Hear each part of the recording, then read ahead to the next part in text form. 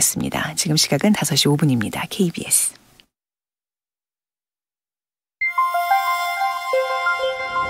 대한민국 중심 채널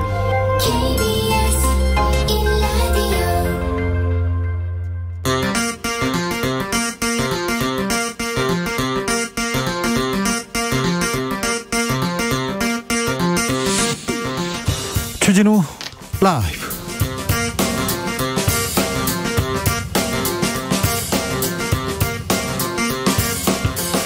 (2021년 9월 6일) 월요일입니다. 안녕하십니까, 주진우입니다. 윤석열 후보의 고발 사주 의혹과 관련해서 한겨레가 고발장 전문을 보도했습니다. 구성이나 서술 형식이 검찰의 공소장과 유사한 형태였다, 이렇게 밝혔는데요. 그러니까 검사가 작성한 것 같다는 겁니다. 그런데 윤석열 후보는 정치 공작 만드는 사람들의 프레임이라면서 의혹을 전면 부인했습니다. 이 시각 국회에서 여야 모두 정치 공작을 외치고 있는데요. 민주당은 윤석열 검찰이 저지른 정치 공작이다, 국민의힘은 윤석열을 잡기 위한 정치 공작이다 외치고 있습니다. 정치적 원의 시점에서 정확하게 진단해 보겠습니다. 홍준표 후보의 골든크로스 예상보다 빨라지는 걸까요? 홍준표 의원이 처음으로 윤석열 후보의 지지율을 앞섰다는 보도가 나왔습니다. 홍준표 후보는 이재명 지사를 당할 사람은 바로 나다, 그러면서 윤석열 후보한테 사주 의혹으로 더 이상 당에 누를 끼치지 말라, 대국민 고백을 하라고 요구했습니다. 경선 룰에는 역선택 방지 대신에 본선 경쟁력을 넣기로 했는데요. 윤석열, 홍준표 캠프 대변인에게 이 사안 물어보겠습니다. 연대와 희망을 외친 도쿄올림픽, 패럴림픽이 마지막 장을 썼습니다. 올림픽을 치렀던 총리는 그해 모두 사퇴한다. 스가 총리는 일본의 올림픽 징크스를 깨지 못했습니다. 일본 유권자의 가반은 스가 총리 퇴진은 당연하다고 답했습니다. 이제 스가 다음은 누가 총리가 될까요? 김은지 기자와 일본의 차기 총리 후보자 탐구해 보겠습니다. 나비처럼 날아 벌처럼 쏜다. 여기는 주진우 라이브입니다. 오늘도 자중자애, 겸손하고 진정성 있게 여러분과 함께 하겠습니다. 한 주의 시작 잘 하셨죠? 9월 가을바람이 붑니다.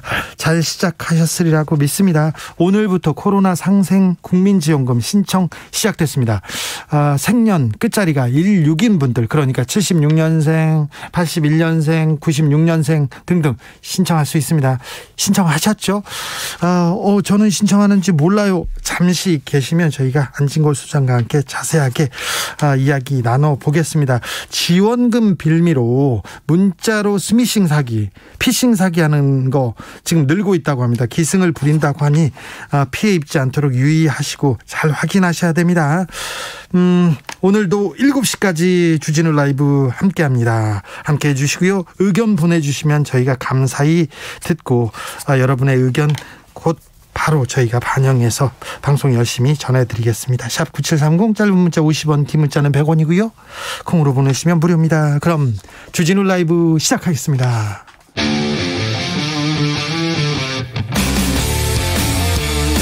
탐사보도 외길 인생 20년. 주 기자가 제일 싫어하는 것은?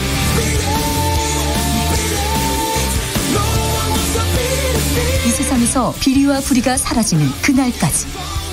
오늘도 흔들림 없이 주진우 라이브와 함께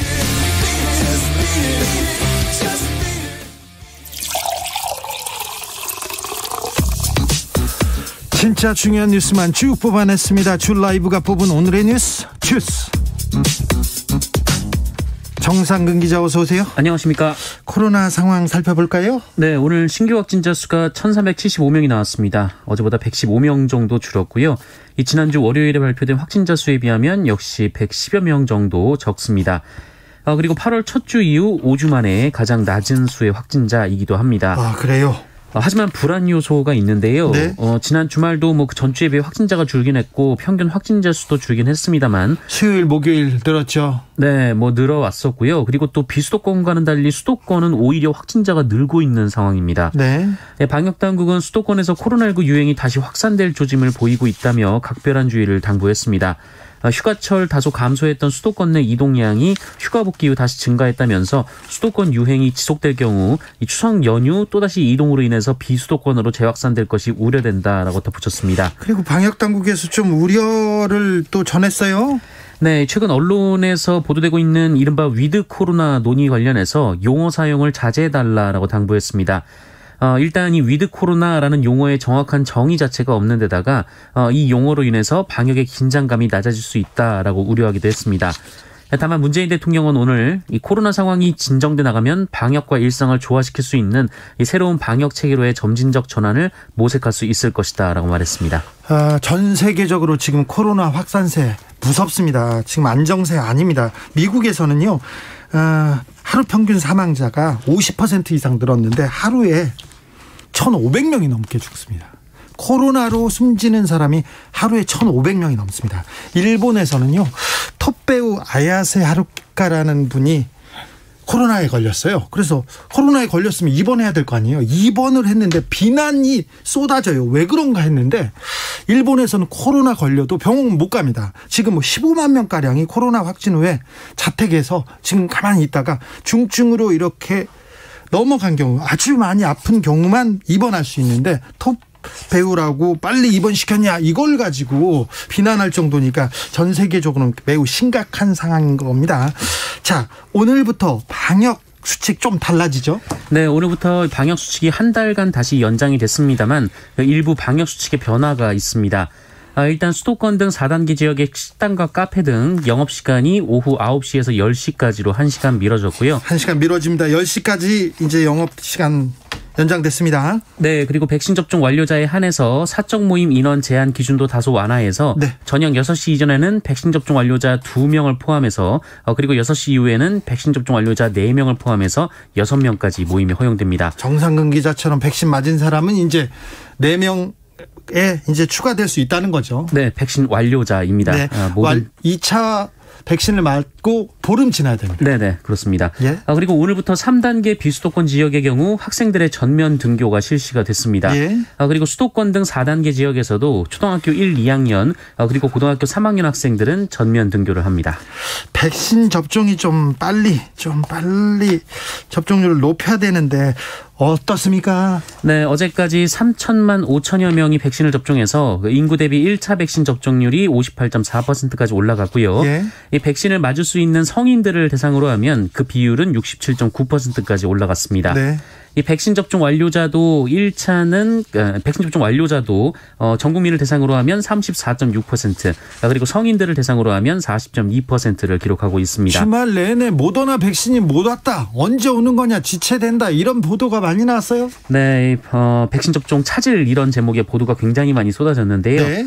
모더나 백신이 계속 들어오고 있습니다. 네. 어제 126만 회분이 들어왔고요. 오늘도 들어왔죠? 네, 오늘 255만 회분이 들어온 것으로 전해지고 있습니다. 네.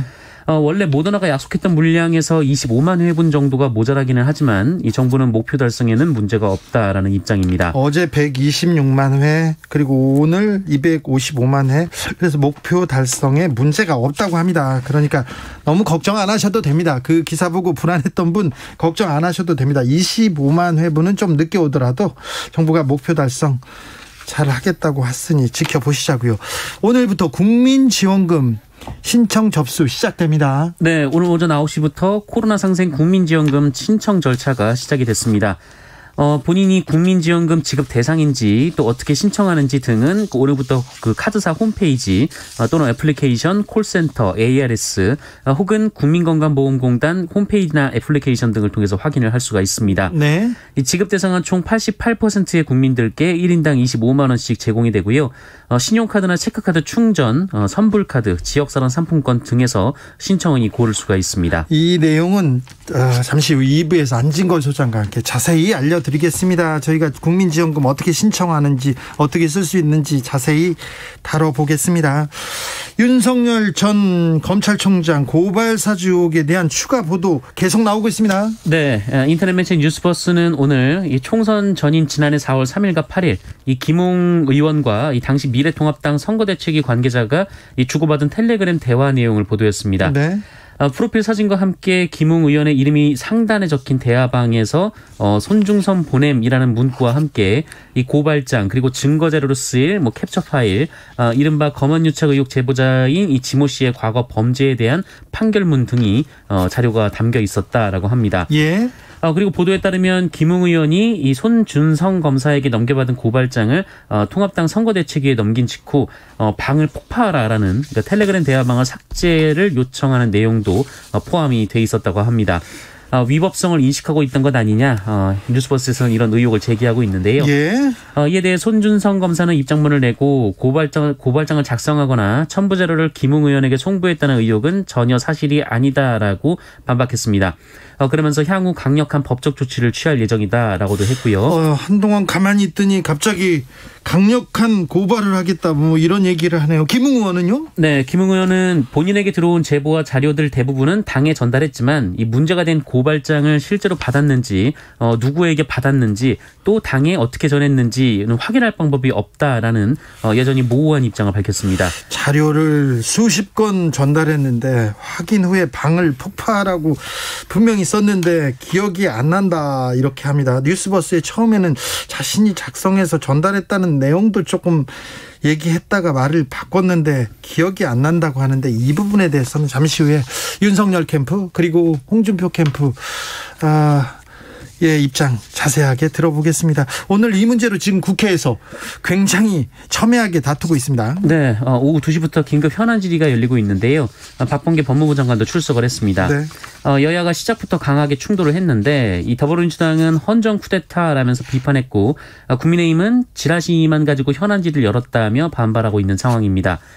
한편 여야는 이 김호수 검찰총장의 출석도 요청했지만 이 대검찰청은 전례가 없다는 이유 등을 들어서 응하지 않았습니다. 검찰에서 진상규명을 빨리 하는 것이 검찰의 신뢰를 위해서도 좀 필요한 내용인데요. 네, 박범계 장관은 오늘 오전 기자들과 만난 자리에서 신속한 진상규명을 해야 한다라는 입장을 거듭 밝히기도 했습니다.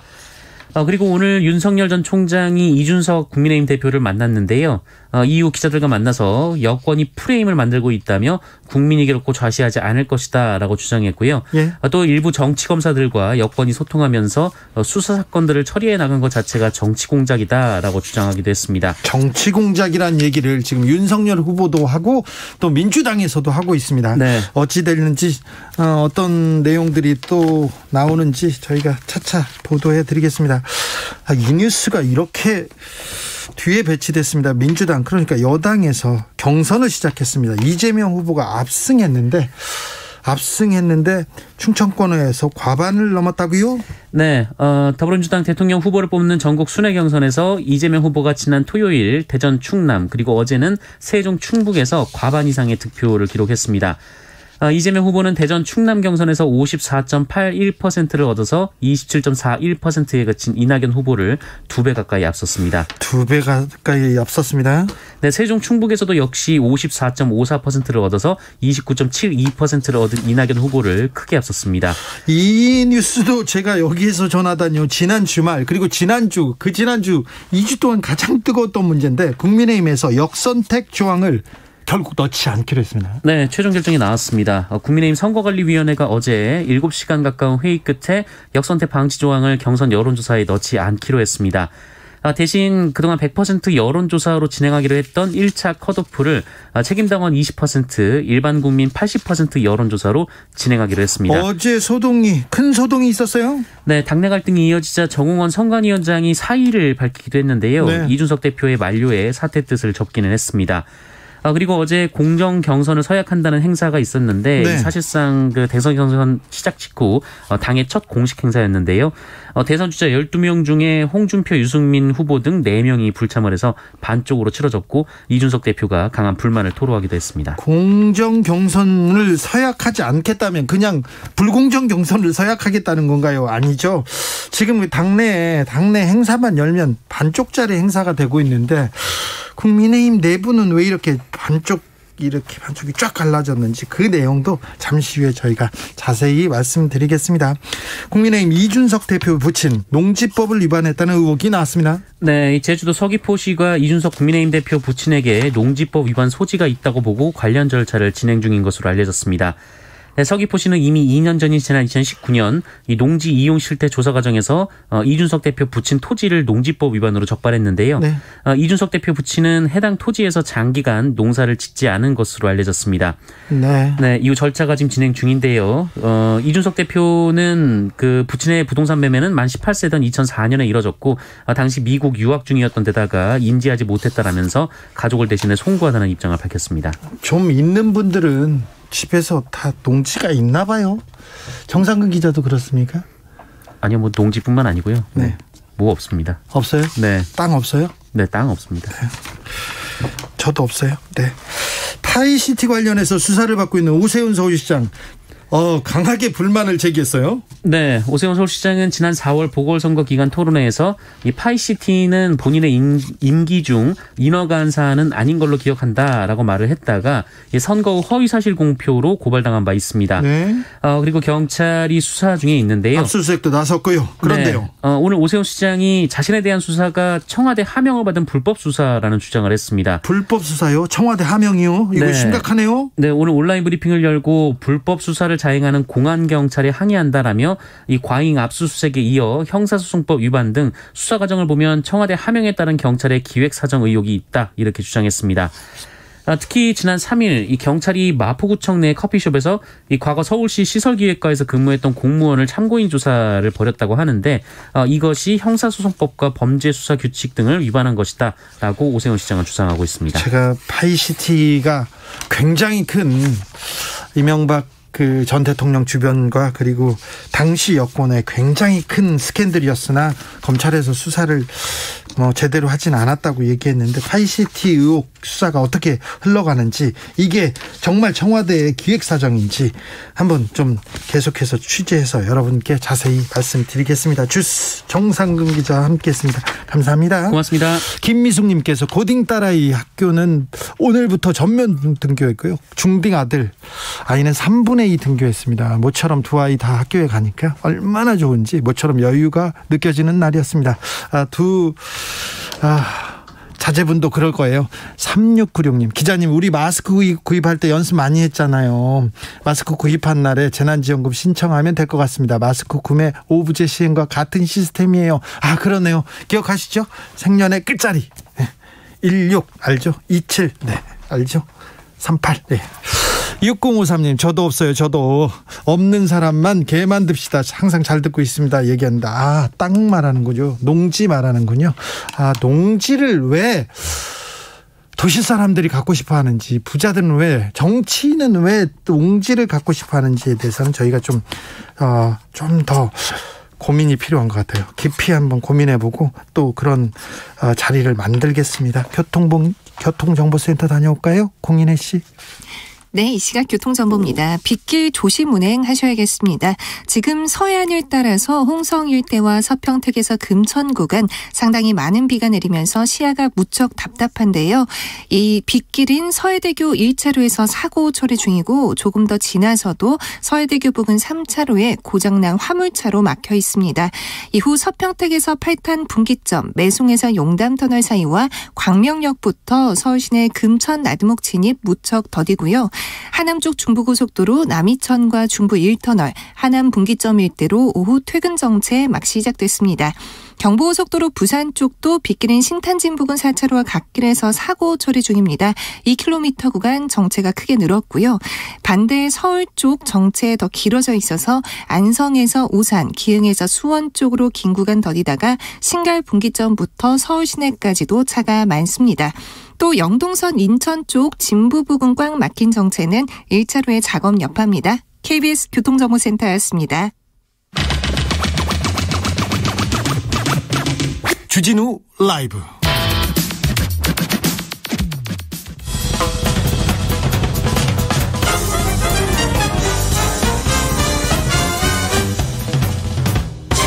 훅 인터뷰. 모두를 위한, 모두를 향한 모두의 궁금증 훅 인터뷰. 국민의힘 경선 룰이 정해졌습니다. 역선택 방지 빼고 본선 경쟁력을 넣었습니다. 이 결과 어떻게 받아들였는지 윤석열 캠프와 홍준표 캠프 대변인 이어서 만나보겠습니다. 먼저 윤석열 캠프의 김병민 대변인, 안녕하세요. 예, 안녕하세요. 네, 역선택 방지 조항 도입하지 않기로 했습니다. 예, 맞습니다. 어제 저녁 늦은 시간까지 선거관리위원회에서 많은 논의들이 있었던 것 같고요. 많은 캠프, 후보의 캠프에서 주장하고 있는 내용들을 서로 잘 조화하기 위해서 선거관리위원회 노력이 있었던 것으로 알고 있습니다. 그런데 윤석열 후보가 주장하던 부분은 아니잖아요. 역선택 부분은 저희 캠프에서도 입장을 피력하긴 했습니다만, 정권 교체를 원하는 많은 국민분들께서 혹시나 우리 당의 경선 일정에 정권 교체를 원치 않는 분들이 조직적으로 참여하게 돼서 의사결정이 다르게 나타나는 것 아니냐, 이런 우려를 제시하신 분들이 있었기 때문에 거기에 대한 입장들을 저희 캠프에서도 나타냈지만, 선관위의 결정이 일단 최종적으로 확정이 됐기 때문에 그를 존중한다는 게 캠프의 기본 입장입니다. 미숙한 윤석열 최재형 후보의 전략적 실수 아닌가요? 네? 전략적 실수 아닌가요, 이거? 전혀 그렇게 생각하지 않고요. 당연히 캠프 차원에서는 이런 여러 가지 의견들을 전달할 수가 있다고 생각하고, 네. 그런 내용들을 바탕으로 조금이라도 정권 교체에 어려움이 생길 수 있는 부분들을 미연에 방지하기 위해서 노력을 하는 게 지도부의 역할일 겁니다. 네. 아마 이런 각자 캠프가 가지고 있는 고민과 걱정들을 모두 다 털어놓고 여기에 대해서 선거관리위원회가 좋은 안들을 만들기 위해서 노력했기 때문에, 네. 정권 교체를 위한 후보 간 경쟁력을 더 높일 수 있는 그래도 좋은 안을 만들어낸 것이 아닌가 이렇게 생각합니다. 어제 정홍원 선관위원장 사퇴하고 그랬었는데 예. 걷어들이긴 했는데 윤 후보 측에서 괴롭혀서 그랬다면서요? 저희 쪽에서? 네.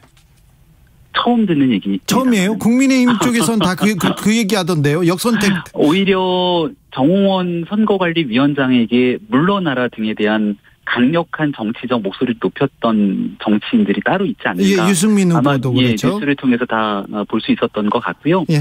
선거관리위원회에서 여러 선관위원들께서 많은 후보들의 목소리를 듣고, 캠프의 목소리도 듣고, 예. 아마 이를 결정하기 위한 노력들을 했던 것으로 알고 있고, 윤석열 후보 캠프에서는 그런 정홍원 선거관리위원장에 대해서 그런 뭔가 방금 말씀하셨던 이들은 정말 있을 수 없는 일이라고 생각합니다. 알겠습니다. 김병민 대변인 얘기만 들으면 국민의힘에서 굉장히 평화롭게 그 역선택 방지 조항 이 문제도 잘 이렇게 협의하고 그런 것처럼 보여요. 아무튼 마무리가 됐습니다. 예, 민주주의 정당에서 원래 좀 다른 의견들이 도출되는 건 매우 자연스러운 일이고요. 네. 다만 옆 동네 이 민주당의 과정들 지난달에 기억하실 겁니다. 선거 일정들을 정해놓고 경선 최종 후보 선출하는 날짜를 미뤄야 된다, 미루지 말아야 된다 등에 대한 내용을 듣고 내홍이 불거졌던 일들을 지켜보면 이렇게 경선의 핵심적인 이 룰을 정하는 데 있어서 그래도 원만하게 잘 조정된 건 아닌가라고 평가하고 싶습니다. 알겠어요. 그게 거기서 또 경선 조정이 왜 나옵니까, 대변인님. 자, 윤 캠프로 가보겠습니다. 고발 사주 의혹 계속 이어지고 있는데 윤석열 캠프의 입장은 뭡니까? 때만 되면 나타나는 정치 공작이 또다시 시작됐다라고 생각합니다. 그럼 분명한 사실관계가 입증이 될 때 그 분명한 정황 증거들을 바탕으로 유력한 대선 주자에 대해서 문제 제기도 하고 할 수 있는 것 아니겠습니까? 네. 근데 지금 벌어지고 있는 일련의 사건들을 지켜보면 분명하게 윤석열 후보가 연결돼 있다는 어떤 객관적인 증거도 없는 상태고요. 이 출처불명의 고발장 하나를 바탕으로 유력한 대권 주자인 윤석열 후보를 끌어내는 정치 공세가 이어지고 있는 건데 네. 정말 받아들여지기 어려운 일이라고 생각합니다. 지금 윤석열 후보와 직접적인 관련은 없는데요. 그런데 두 번째로 네. 직접적인 관련만 없는 것이 아니라 이 보도에서 얘기하고 있는 출처불명의 고발장 그리고 이를 주고받았다는 두 핵심적인 인물이 예. 김웅 의원과 그리고 손 검사 아니겠습니까? 네. 근데 이 두 사람 모두 손 검사 같은 경우는 본인이 법적 조치까지 언급하면서 절대 사실이 아니라고 얘기를 하고 있고 네. 김웅 의원도 사실을 부인하고 있습니다. 부인하는데 부인하는데 두 당사자가 부인하게 되면 출처불명의 고발장이 어디에서 나타난 것인지를 뉴스버스에서 내용들을 분명하게 네. 주장을 해야 될 필요가 있고요. 네. 그리고 난 다음 이들 관계의 사실관계 입증이 됐을 때 검찰총장으로 재직했던 윤석열 후보와 무언가 모종의 연결고리라도 언급을 해야 될 텐데 예. 이 모든 걸 다 뛰어넘어서 윤석열 검찰총장을 이 뉴스버스 보도로 정치 한복판으로 끌어들이고 있으니 이를 정치 공작이 아닌 뭐라고 설명할 수 있겠는가라는 말씀을 드립니다. 일단 김웅, 손준성 두 사람이 먼저 해명을 해야 될 것 같은데 명확하게. 그런데 예, 맞습니다. 네. 만약에 검사가 야당 인사한테 고발해달라고 고발장을 써줬다. 이거는 부적절하지 네. 않습니까? 문제가 됩니다. 문제가 되죠. 그런데 네. 이게 누구를 위해서 고발장을 썼냐면은 피해자가 김건희 씨 한동훈 검사장이에요. 그래서 윤 후보 사람을 보호하기 위해서 고발장을 썼다 이렇게 얘기하고 있는데요. 민주당에서는. 이런 걸 우리가 흔한 말로 뇌피셜이라고도 얘기를 하죠. 뇌피셜이요? 고발장이 출처불명의 고발장이고 네. 누가 고발장을 썼는지도 확인이 되지 않습니다. 네. 왜냐하면 해당 당사자인 손 검사들이 명확하게 부인하고 있지 않습니까?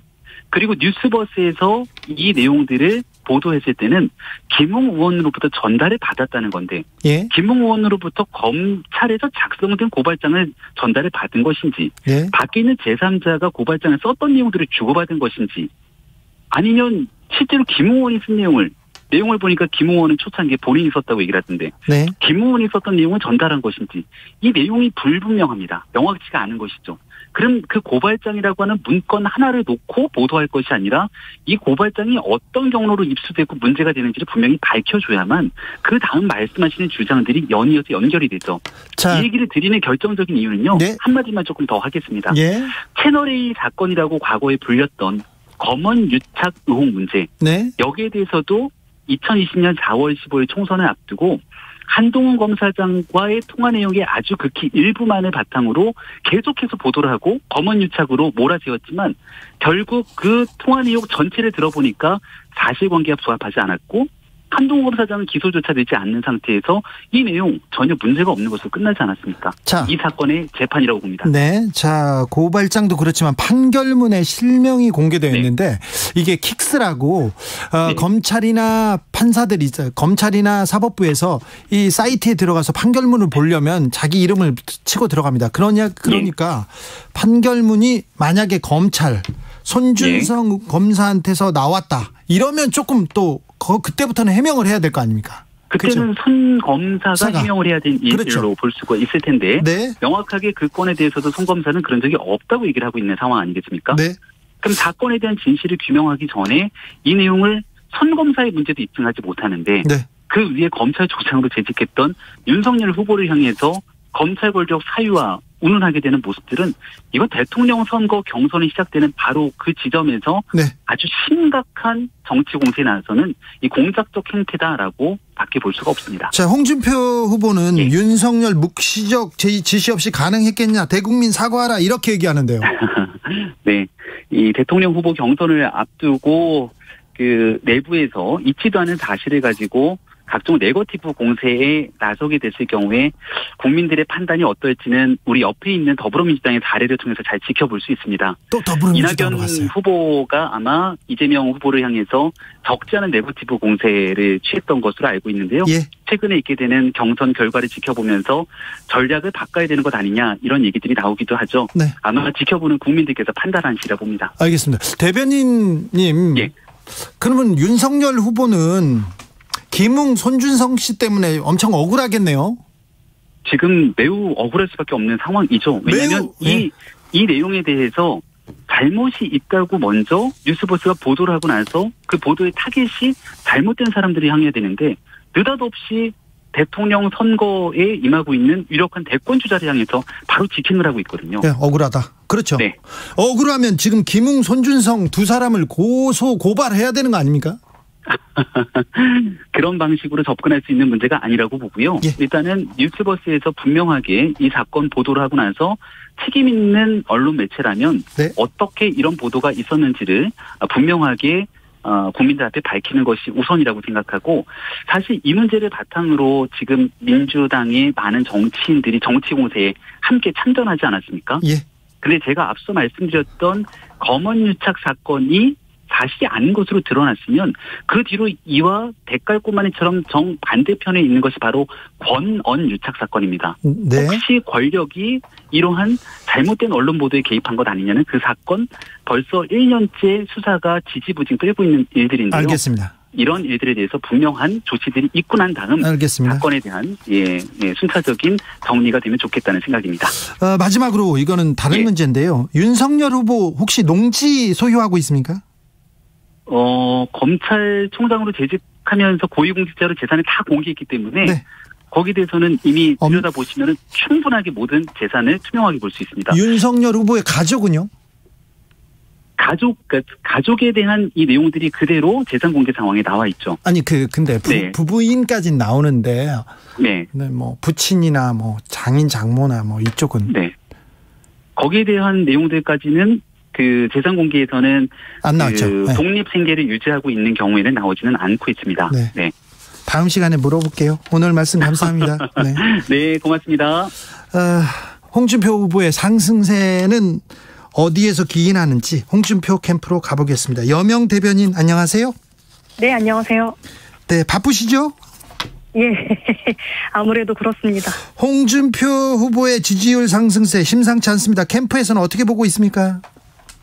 예, 우선 추석 즈음이라 예상한 골든크로스를 벌써 달성해서 힘을 받고 있는 한편 네. 또 이렇게 뭐 상승세를 타고 있을 때 더 잘해야겠다 하고 캠프 구성원 모두가 약간 삼가하는 마음으로 이렇게 임하고 있는 중입니다. 캠프는 좀 고무됐군요. 근데 당내에서도 홍준표가 대세야 이러면서 좀 당내 기류가 좀 흔들리는 게 보입니까?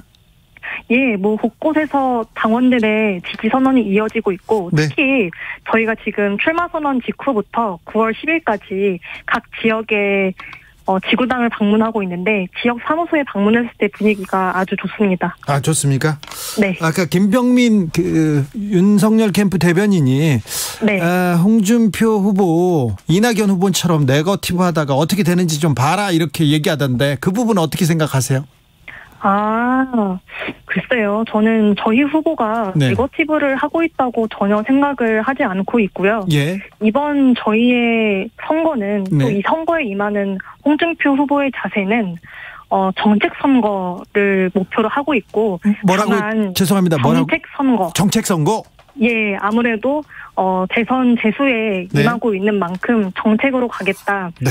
그렇게 하고 있는 만큼 뭐 네거티브에 집중하는 것은 전혀 없고요.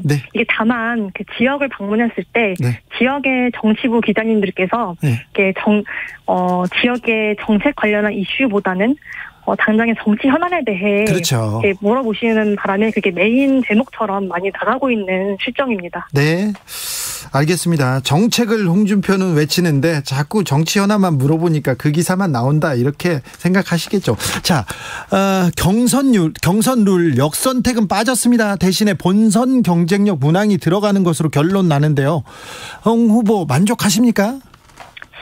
우선 오늘 대변인 발표를 내는 것이요. 저희 캠프의 입장은 이 부분에 대해서는 불씨가 남아있지만 선관위원 전원이 합의한 만큼 그 결정을 존중하겠다라고 이렇게 짧게 성명을 냈고 또 그렇게 가름하도록 하겠습니다. 그렇습니까? 네. 선관위가 국민의힘 선관위가 윤석열 후보 편든다 이렇게 생각했습니까? 이 홍 캠프에서는? 아니요. 그거보다는 우선 경선준비위원회가 이미 룰을 확정 지은 것이 있고 저는 사실 역선택 조항 논란이 역대 선거마다 크고 작은 선거마다 있어 왔는데 이럴 정도로 과열이 된 건 사실 처음 보는 거거든요. 이 정도로 싸울 일인가? 네. 예, 그 과정에서 아마 성관위 입장에서도 힘든 점이 많았겠지만 네. 저는 뭐 앞으로는 공정하게 뭐 그런 오해가 뭐 되지 않도록 공정하게 경선을 관리해줄 것을 이렇게 바라고 믿고 주문하고 있습니다. 윤석열 후보의 고발 사주 의혹에 대해서 본인은 지금 정치 공작 프레임이다 이렇게 강하게 부인하고 있는데 홍준표 후보 측에서는 어떤 입장이십니까? 우선 국민의힘 대표 주자 중 하나지 않습니까? 예. 당에 끼칠 나쁜 영향을 또 타 후보에게도 그것을 고려해서 윤석열 후보가 직접 그 진위 여부와 입장을 밝혀야 한다는 생각을 갖고 있습니다. 네. 지금 당에 그리고 또 후보의 경선 레이스에 악영향을 미치고 있다고 이렇게 보시는군요. 우선 경쟁자이긴 하지만 같은 국민의힘 후보이지 않겠습니까? 네. 그래서 한 후보가 뭐 전방위적인 뭐 어쨌든 사실로 드러났을 때 정말 엄중한 실책을 저지른 게 있으면 그게 다른 후보들과 국민의힘이라는 당 전체에 나쁜 영향을 주는 건 사실이죠. 아, 그렇습니까? 네. 봉화마을에 내려가서 2002년 노무현처럼 이렇게 했는데 2002년 네. 노무현처럼 뭘 어떻게 하신답니까? 그 선거의 추세를 말하고 있는 것인데 네. 왜 그때 노무현 당시 후보께서도 네. 이렇게 국회의원들 별로 없이 이렇게 홀로 경선을 준비하면서 젊은 세대에 정말 뭐 돌풍으로 그렇게 역전승을 해서 결국 대통령 후보가 됐고 네. 대통령까지 됐다. 그리고 그때 당시에 선배들 말을 들어보니까 난 당시에 대학생이었고 나는 보수였지만 네. 왠지 한나라당은 나 같은 서민의 입장을 이해할 수 없을 것 같아서 보수지만 노무현 대통령을 찍었다라는 예. 말들을 많이 해주더라고요. 네. 저는 지금 상황이 반대라고 생각을 합니다. 네. 우선 노무현 후보와 마찬가지, 당시 후보와 마찬가지로 우리 홍준표 후보 역시 지금 국회의원들 별로 없이 임했는데 네. MZ세대에서 돌풍이 일어나고 있지 않습니까? 아, 그래요? 예. 그 돌풍을 에너지원으로 삼아서 네. 정말 노무현 신화, 2002년의 노무현 신화를 이렇게 다시 재현해보겠다. 네. 네, 라는 그런 뜻이었습니다. 알겠습니다. 근데 당내 의원들도 좀 움직입니까? 돕겠다고? 그거는 대표님께서 후보님께서 네. 물밑으로 접촉 중인 것으로 알고 있습니다. 우선 저희는 정말 실무자 위주로 돌아가는 캠프거든요. 네. 이렇게 효율적인 캠프는 없을 거예요. 알겠습니다. 예. 여명 대변인 처음에 홍준표 후보를 돕겠다고 했을 때 주변에서 네. 뭐라고 했어요? 요즘은 좀 달라졌죠? 예, 요즘은 많이 달라졌죠. 어떻게 해요? 요즘은 왜 유행하는 구호가 있지 않습니까? 어떤? 그 MZ세대에서 무야홍이라는 무야홍. 네, 무야홍, 무조건 야권 대통령은 홍준표라는 그 단어인데, 네. 그걸 뜬금없이 지인들이 보내주면서 화이팅 힘내라고 보기 네. 좋다. 네. 그 정도 반응입니다. 알겠습니다. 지금까지 홍준표 캠프의 여명 대변인이었습니다. 말씀 감사합니다. 네, 감사합니다.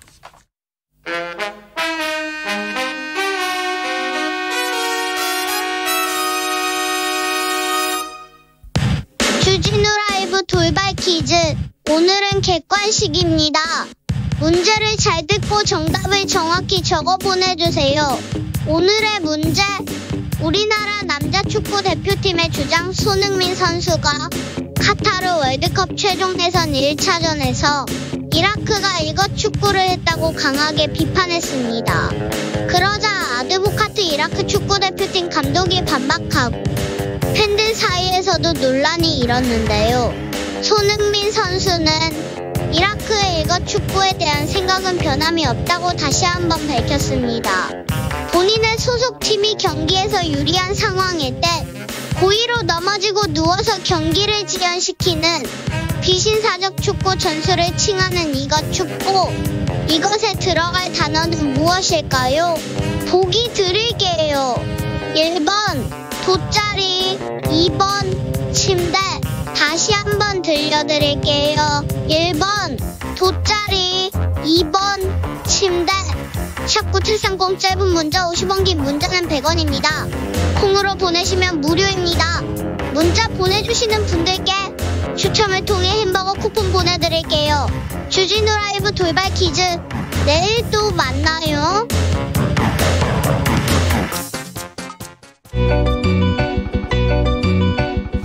한층 날카롭다, 한결 정확하다, 한편 세심하다.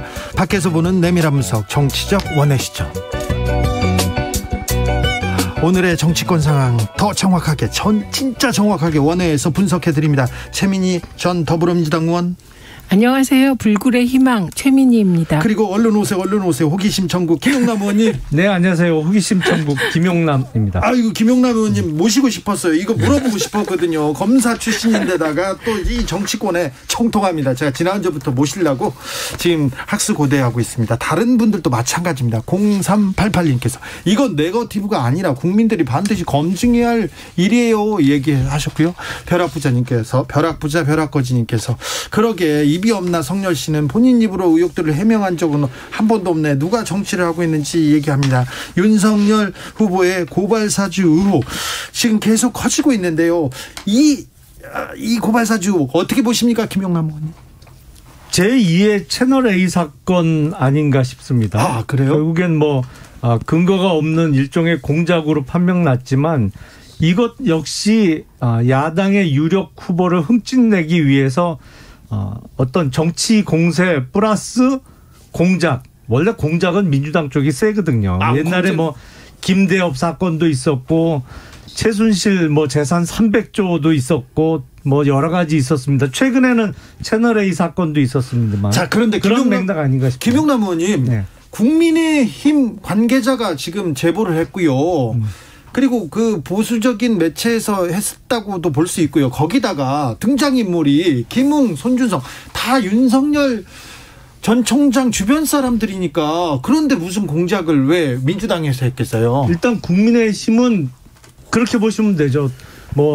절반 정도는 윤석열 후보를 응원하는 사람도 있지만 네. 나머지 절반 정도는 윤석열 후보와 경쟁하는 아니면 적대적인 후보 측에 서 있는 사람들도 많이 있거든요. 그리고 김웅 의원은 누가 봐도 유승민 뭐라고 할까 좀 개라고 볼 수 있죠. 유승민 개지 그 윤석열 후보 측은 전혀 아니거든요. 그렇죠.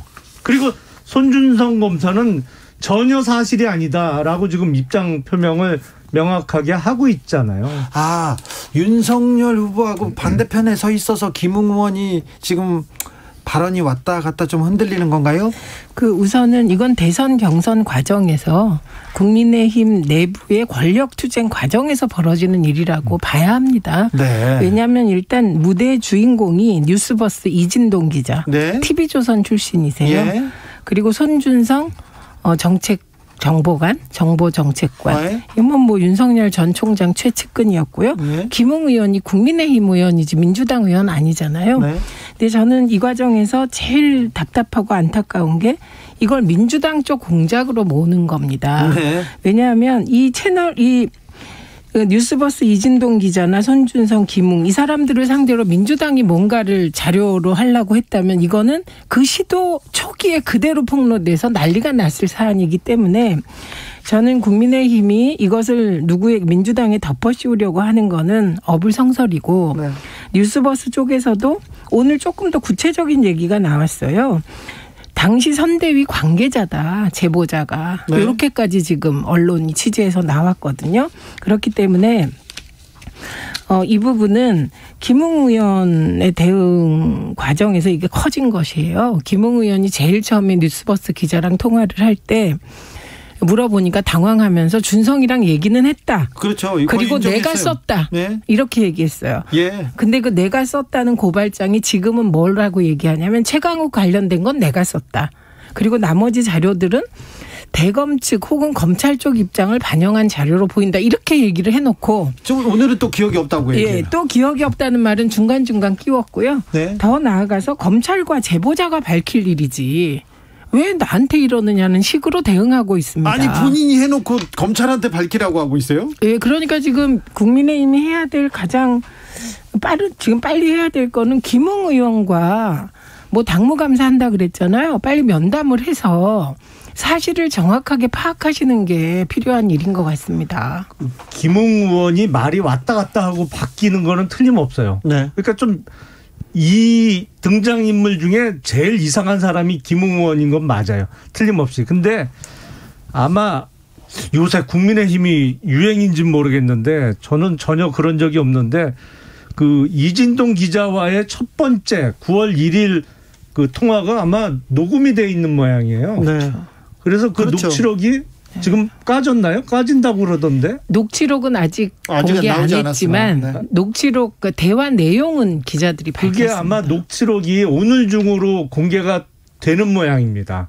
그래서 처음에 그러니까 이진동 기자와 김웅 의원이 나눴던 대화 내용이 오늘 저녁 때쯤 아마 공개가 될 예정이라고 해요. 네. 그러면 보다 정확하게 알려지겠죠. 근데 네. 어쨌든 김웅 의원 좀 이상해요. 이상합니까? 이거 보세요. 의원님이 아시잖아요. 네. 뉴스버스 쪽에 이후 그 많이 아시네요.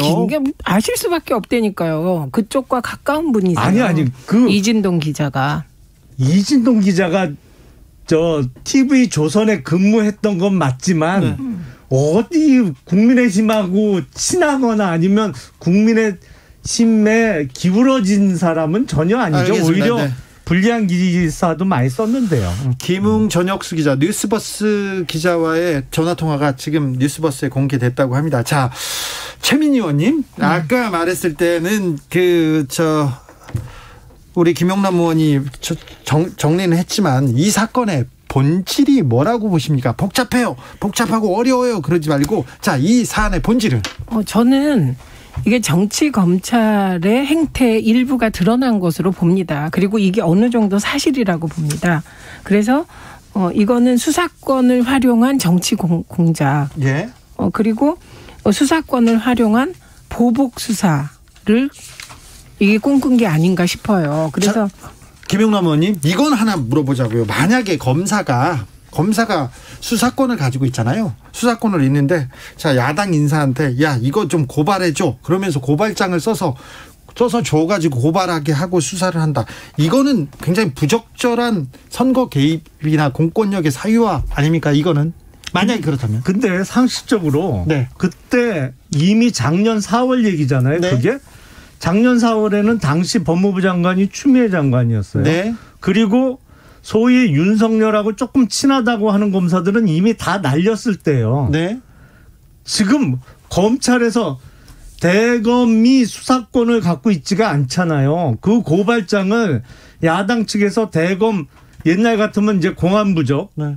저 공공수사부에 접수한다고 해서 어차피 수사는 그 서울중앙지검으로 내려갈 텐데 기대할 수 있는 바가 없었거든요. 그때 서울중앙지검에서 이성윤 당시 검사장이 다 틀어지고 저 여당의 불리한 수사는 다 막아내고 못하게 하고 야당의 저 불리한 수사만 열심히 할 텐데 근데 바보가 아니라 무슨 검찰 수사를 기대할 게 있어서 아니, 지금 고발장을 접수하게 해요. 지금 손준성 검사를 바보라고 하시는 거예요? 아니 손준성 검사는 자기는 전혀 고발장을 대리 작성해 준 바가 없다라고 지금 입장을 분명히 밝히고 있잖아요. 추미애 전 장관이 밝힌 바에 따르면 윤석열 전 총장이 손준성을 유임시켜달라. 이렇게 그러니까 그게 말이 안 되는 거예요. 요구했다고 합니다. 근데 어쨌든 결과는 손준성은 당시에 유임됐어요. 이건 그러니까요. 팩트예요. 그런데 만약에 잠깐만요. 추미애 당시 장관이 윤석열 총장이 누굴 찍어서 내가 계속 대검에서 쓸 테니 유임시켜달라 그랬으면 오히려 그 사람 딱 찍어서 지방으로 날려보냈지 윤석열 총장 그 원하는 대로 인사를 해줬다고요? 아니, 택도 없는 소리. 아니 이 부분은 추미애 전 장관이 이게 이제 좀 내밀한 부분이니까 안 밝혔는데 이번 과정에서 손준성 유임 요청이 윤석열 전 총장으로부터 있었고 손준성은 유임됐다. 그래서 이 유임을 둘러싼 이야기는 나중에 하겠다라고 얘기를 했습니다. 근데 어쨌든 결과는 손준성이 유임됐고 손준성은 윤석열 전 총장의 최측근 임은 틀림이 없는 거고요. 그다음에 어떤 조건에서 저는 이런 정치 공작 자체가 총선판을 흔들 수 있다고 누군가 생각하고 했다면 그게 바보라고 생각해요. 저는. 그래요? 네, 그 전체가 별로 효과도 없었을 거라고 생각합니다만 우리가 지금 보고 있는 거 아닙니까? 우리가 생각한 법조 엘리트들이 국민적 시각에서 그다지 현명하지 못하다는 걸 사실은 윤석열 전 총장이 매일매일 1일 1망언으로 증명하고 계시기 때문에 어떤 조건 하에서는 그 의원님이 얘기하신 바보 같은 행동을 할 수도 있었겠다 이렇게 생각합니다. 그 추미애 전 장관이 그렇게 얘기를 하기 때문에 민주당 쪽의 공작의 혐의가 더 짙어지는 겁니다. 자, 상식적으로 추미애 장관이 당시 했던 인사를 되돌려 보면 윤석열 총장이 누굴 찍어서 유임시켜달라 그랬으면 거꾸로 돌렸어요. 분명히. 윤석열하고 조금 친하다고 소문만 나면 다 한직으로 소위 좌천되던 시절이고요. 손준성 검사는 제가 법무부 근무할 때 같이 법무부에 근무해서 아는데 윤석열 측근은 택도 없어요. 무슨 윤석열 측근이에요. 아니 자, 손준성 검사의 정체성에 대해서 윤석열 전 총장의 측근인지 아닌지 이 부분에 대해서는 그러면 뭐 추가로 확인이 필요하겠는데. 그 부분은 검찰 내부에서도 말이 많습니다. 그런데 그럼 누가 이 문건을 만들었을까요? 문건이 조작되었을까요? 아니면 손준성 검사의 단독 행동일까요? 아니면 김웅과 손준성 뭘 한 건가요? 아니, 그러니까 이거는 추측할 일은 아니고 지금까지 나온 팩트만 우리가 확인하면 돼요. 네. 일단은 김웅 의원 입에서 나온 얘기가 최강욱 관련 고발장은 준성이하고 얘기해서 내가 썼다. 지금 이렇게 얘기했고요. 그 사실을 뒤집지는 않았어요. 지금 그럼 검사하고 지금 야권 관계자가 같이 만들어가지고 고발장을 썼다는 본인이 그렇게 얘기를 했기 때문에 검사하고 그렇게 얘기했습니다. 이건 사실이에요. 그다음에 또 하나는 전직 검사님이 보기에도 좀 이건 이상하네요. 고발장 지금 한겨레에서도 보도했습니다만 고발장 내용을 보면요. 제가 확신하건대 그 고발장은 손준성 검사가 쓴 게 아니에요. 왜냐하면 그렇게 실력이 없는 검사가 아니에요. 고발장 내용 자체가 너무 조악해요. 아, 그래요? 김웅 의원이 썼다 그러면 그건 전 모르겠어요. 그건 잘 모르겠는데. 아, 그래요? 손준성 검사가 쓴 건 아니에요. 네, 그거는 이제 의원님의 추측이시고, 그리고 이게 200쪽인데요. 네. 19쪽의 고발장이고 앞에 4장의 뭐 목차 차례 이런 거고. 정치적 원의 시점 6시에서 이어갈까요? 더 뜨겁게? 저희가 중간에 더 공부해가지고 2부에서 이어가겠습니다. 6시에 뵙겠습니다.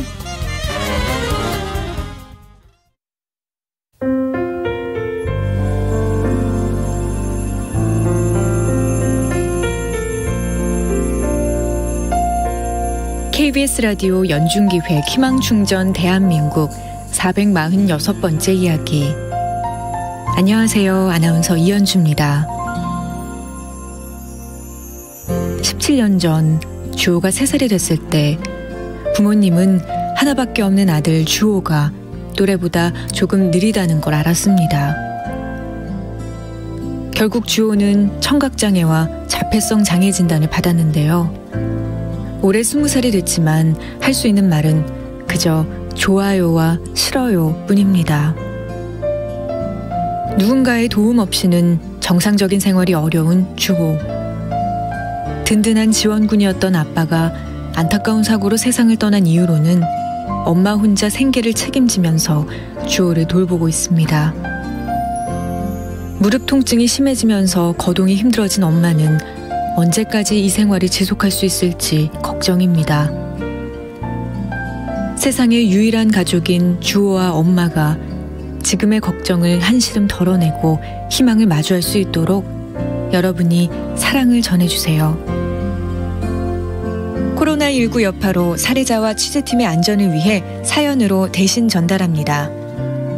여러분의 따뜻한 손길이 희망의 빛이 됩니다. ARS 060-700-1580 060-700-1580 한 통화 3,000원으로 희망을 선물해주세요. KBS 라디오 연중기획 희망충전 대한민국은 초록우산 어린이재단, 인탑스 주식회사 그리고 청취자 여러분과 함께합니다.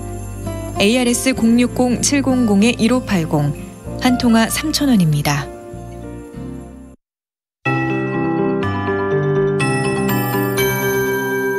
KBS 58분 날씨. 오늘부터 모레 아침 사이 전국 대부분 지역에 바람이 초속 9에서 13m로 매우 강하게 불겠습니다. 오늘과 내일 계속해서 비가 내리겠고요. 인천에 현재 강풍특보 발효 중인데 서해안은 저녁부터 바람이 보다 강해지면서 특보는 더 확대되겠습니다. 서해중부 해상에서 이동하고 있는 저기압의 영향으로 서울 등 곳곳에 비가 약하게 오고 있습니다. 저녁에 대부분 지역으로 확대되겠습니다. 내일 전국 대부분 지역에 비가 내리다 전남, 경남, 제주는 오후부터 차차 그치겠고요. 모레는 그치는 지역이 많겠습니다. 우선 오늘과 내일에 걸쳐 내리게 될 비의 양입니다. 수도권과 강원, 전남 해안, 서해 5도는 30에서 80mm, 영동 북부 많은 곳은 120mm 이상입니다. 또 충청과 전남 해안을 제외한 호남, 또 경남 남해안 제주에는 10에서 60mm, 남해안을 제외한 영남 지역 5에서 30mm가량 내리겠습니다. 특히 내일 새벽부터 낮 사이 남해안에는 시간당 30mm의 강한 비가 쏟아지겠습니다. 거기에다가 저기압의 중심과 가장 가깝고 지형적인 영향이 겹치는 영동 지역은 120mm 이상의 폭우가 쏟아져 호우특보가 내려질 가능성이 높으니까 비 피해 없도록 주의하셔야겠습니다. 내일 서울의 아침 최저 기온은 14도, 낮 최고 기온 24도로 예상되고 있습니다. 지금 서울의 기온은 21.7도입니다. 강혜종입니다.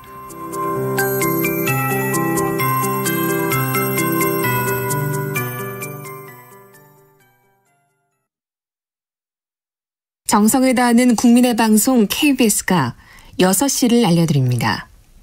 AM 711kHz, FM 97.3MHz, KBS 1라디오입니다. HLKA.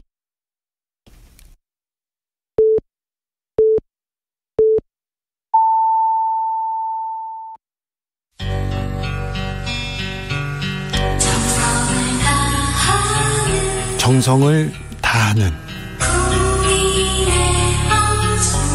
국민의 방송 KBS 주진우 라이브. 그냥 그렇다고요.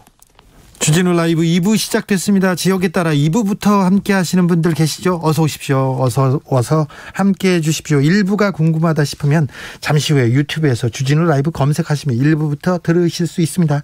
라디오 정보센터 다녀오겠습니다. 조진주 씨.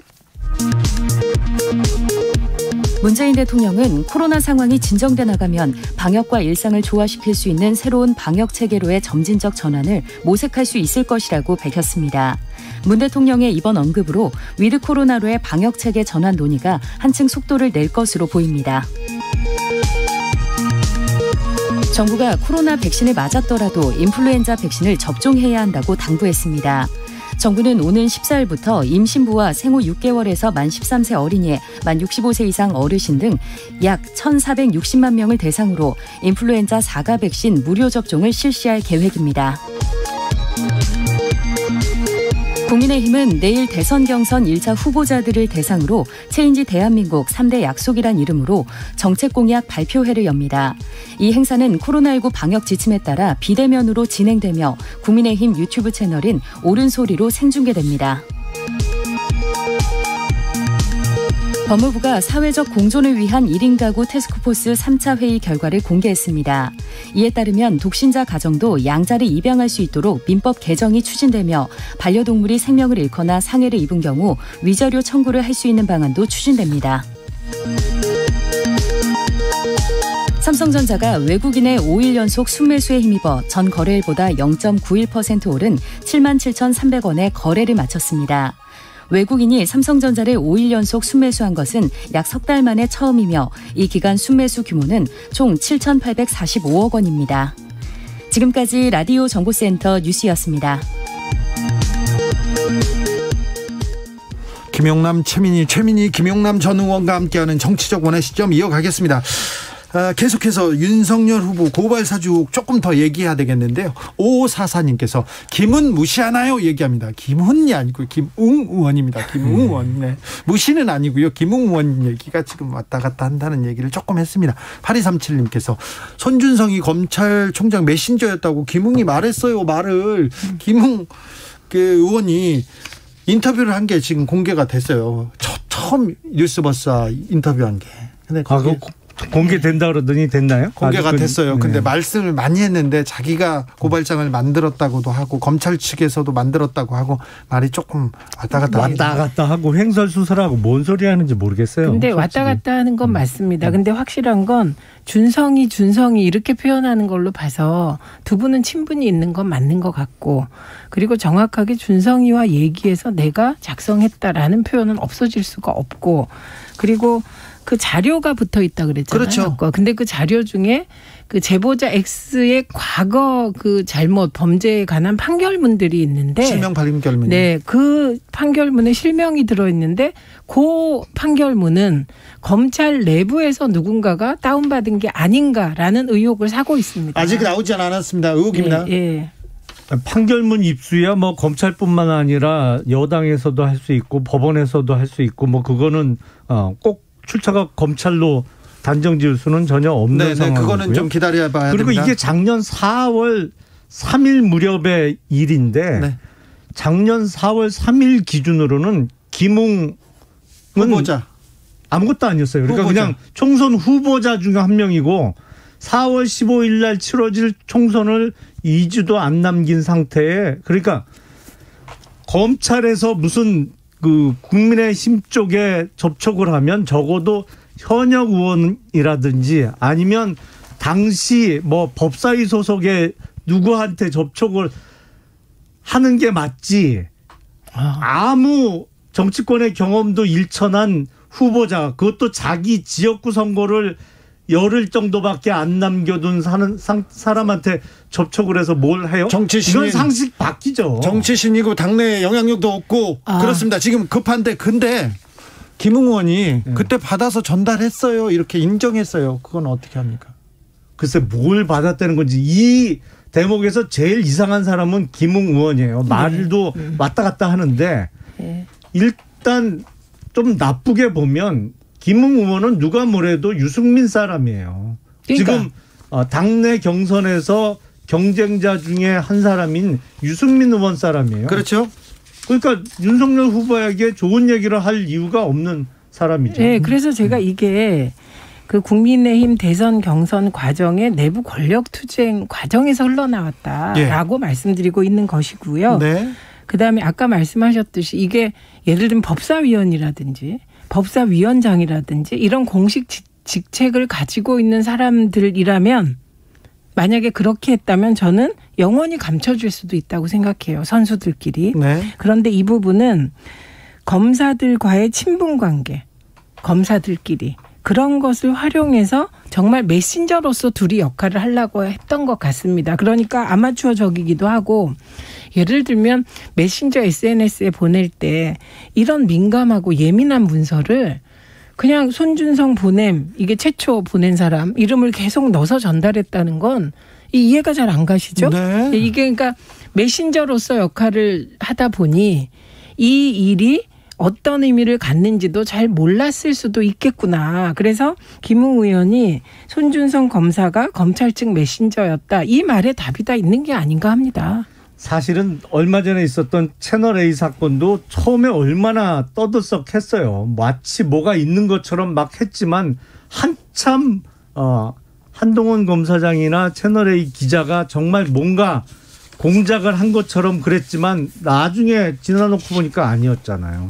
저는 이 사건도 그렇게, 근데 문제는 뭐냐면 이게 진실이 드러날 때쯤이나 아니면 진실이 드러나기 전에 경선이 끝나든 대선이 끝날 가능성이 높거든요. 그러니까 그렇죠. 선거 때마다 맨날 이런 공작이 횡행하는 거예요. 아니, 그런데 채널A 사건 경우는 저는 검언 유착이라고 봅니다. 다만 형사적, 아니, 검언 유착 맞죠. 어떤 검사가 기자하고 그런 얘기를 나눕니까? 녹취록 내용에. 다만 이게 형사적 책임을 어디까지 물어야 하는지에 대해서 다투었을 뿐이고요. 저는 지금도 검언 유착 사건은 끝나지 않았다고 보는 게, 한동훈 검사의 핸드폰이 포렌식으로 풀려야 이게 끝날 사건이고요. 그리고 어떻게 등장인물이 그렇게 똑같아요. 유시민 이사장은 무슨 검찰에 엄청 밉보인 것 같아요. 나쁜 짓을 많이 하셨나 보죠. 뭐 그만큼. 누가 왜 유시민을 불러다. 아니, 유시민 워낙 거물이고 영향력이 크니까 그렇죠. 그렇죠. 이 문제가 아까 김용남 의원께서는 이거 대선이나 경선 끝나면 이제 규명이 될 텐데. 이건 안 그럴 것 같습니다. 왜냐하면 아까 말씀하신 것 중에 제가 동의되는 부분은 판결문 있잖아요. 네. 본명이 다 적힌, 실명이 적힌 판결문은 뻔하단 말이죠. 그 판결문을 뽑을 수 있는 곳이. 네, 킥스 검색해보면 누가 뽑았는지 다 나옵니다. 네. 이거는 저는 이미 나왔을 것 같아요. 그렇겠죠? 네, 그렇기 때문에 대검 감찰이 제대로 신속하게 이루어지면 다운로드를 누가 받았냐, 그 판결문을. 이 부분만 확인되면 이게 이제 실마리가 풀릴 거라고 생각합니다. 오래 갈 일 아니에요. 검찰에서 이거 빨리 검찰의 신뢰를 위해서 빨리 수사를 하고 감찰을 해가지고 결과를 내야 되겠네요. 글쎄요. 근데 검찰 수사에 대한 신뢰가 없어진 지도 꽤 돼서 모르겠습니다. 그럼 하지 말라고 할까요? 예? 아니 그러면 지금 구하신 거예요. 공수처인데 공수처는 더 못 믿겠고 사실 그래서 우리나라에 지금 믿을 만한 수사기관이 없는 거죠. 조성빈님께서 윤석열 전 총장 현재 위기입니다. 이준석 대표가 윤 전 총장한테 당에 들어오면 위기 때 비단 주머니 준다고 했는데 지금 이 순간 하나 던져줄 타이밍인 것 같습니다. 더 늦으면 효과 없습니다. 이렇게 얘기하는데. 아유, 폭탄이나 안 던지면 다행이죠. 그렇습니까? 자, 민주당 충청 경선은 네. 이재명의 압승으로 끝났습니다. 그런데 관심이 없어요. 홍준표가 뜬다. 여기에 사람들이 관심이 있는데 자, 이 민주당 경선과 홍준표의 상승세 어떻게 보시는지 좀 부탁드리겠습니다. 먼저 최민희 의원님. 우선 사실은 민주당의 예비 경선이 뜨겁게 달아올랐어요. 지금요? 네, 예비 경선은. 네. 근데 본경선 들어가면서 저는 이낙연 후보 캠프가 후보에게 어울리지 않은 전략을 써서 네거티브가 네, 그게 민주당 지지자들 특히 권리당원들로부터 걱정을 하게 만들었다고 생각합니다. 뭐냐면 지지자들은 다 민주당 경선이 흥행도 했으면 좋겠고 이 경선을 통하여 후보들이 좀 다 같이 지지율이 올랐으면 좋겠는데 네거티브가 막 벌어지다 보니 이낙연 후보도 이재명 후보도 전체적으로 이미지가 나빠지는 쪽으로 가는 거죠. 그렇죠. 그러니까 이 부분에 대한 경계심이 작용해서 저는 메시지가 딴 거 아니라고 봅니다. 1차에서 그냥 과반 넘겨서 끝내겠다. 이런 의지를 권리당원들이 보여준 거라고 보고. 김영남 의원은 어떻게 보셨어요? 이낙연 후보는 좀 안타깝습니다. 왜냐하면 이낙연 후보님은 원래 장점이 민주당 내에서도 민주당임에도 불구하고 합리적인 분이다. 이런 평가가 이제 장점이었는데 이게 민주당 대표를 하시면서 특히 이 극성 친문 세력의 눈치를 너무 보다가 본인의 장점을 잃어버렸어요. 네. 각종 언행에 따라서 합리적인 거와는 좀 거리가 먼 방향으로 좀 가면서 사실상 경선이 시작되기 전에 본인의 장점을 잃어버린 상태에서 경선에 돌입했다라고 저는 보고요. 그 결과가 지금 나타나고 있는 것 같고 홍준표 후보의 상승세는 사실은 저는 이제 국민의힘 당원이자 한 번도 당을 떠난 적이 없는데 만약에 저한테 민주당 대선 후보로 누굴 선택하십니까라는 선택권이 주어진다면 저는 누굴 찍을 것 같으세요? 누굴 찍으실 거예요? 당연히 추미애 후보 찍어요. 네. 왜냐하면 국민의힘 입장에서 가장 대선을 편안하게 치를 수 있는 민주당 후보라고 생각이 되거든요. 네. 그 효과가 지금 국민의힘이 참 안타까운 게 당내 대선 후보를 뽑는 경선 과정에 어떻게 민주당 지지자에게 선택권을 그대로 줄 수가 있어요. 바보 같은 짓이죠, 사실은. 이게 저 말씀은 민주당 지지자들의 역선택 여론조사로 홍준표 후보 지지율이 올라간다는 뜻인데 그렇죠? 일부 인정합니다. 일부 인정하는데 그럼에도 불구하고 유승민 후보가 아니라 홍준표 후보가 2위 후보가 되고 또 어떤 건 거의 윤석열 후보하고 거의 막상막하 이렇게 나오는 것은 홍준표 후보가 윤석열 후보 다음에 대안으로 인식되고 있다는 건 분명한 것 같아요. 그리고 야권 지지자들의 선택을 봐도 홍준표 후보가 이전에 비해서 대폭 올랐습니다. 그러니까 이거를 민주당만의 역선택으로 보시면 곤란하고 윤석열 후보의 위기와 같이 분석되어야만 이 현상은 이해가 되지 않습니까? 아니 그건 이름은 네. 맞는 말씀이죠. 그러니까 네. 제 말씀은 역선택이 분명히 존재하고 그게 무시할 수 없는 퍼센티지가 포함되어 있거든요. 물론 홍준표 후보도 오랜 정치 생활을 통해서 장점이 분명히 있죠. 왜냐하면 메시지가 정확하거든요. 그리고 그 타이밍이 적절하게 나와요. 그리고 워딩도 이해하기 쉽게 나오고 다른 후보들이 갖지 못한 장점을 분명히 갖고 있죠. 근데 이게 여론조사 좀 로 데이터 그야말로 이제 그 여론조사 그 기초 자료 결과를 보면 분명히 역선택이 상당 부분이 있어요. 그러니까 저는 일부 인정한다는 거고 근데 특히 20, 30대 지지율이 홍준표 후보가 높다는 점은 이거는 국민의힘뿐만 아니라 민주당에서도 이유를 분석해 봐야 될 지점이거든요. 그렇죠. 역선택 조항 없이 갑니다. 국민의힘은 경선률을 확정했어요. 네.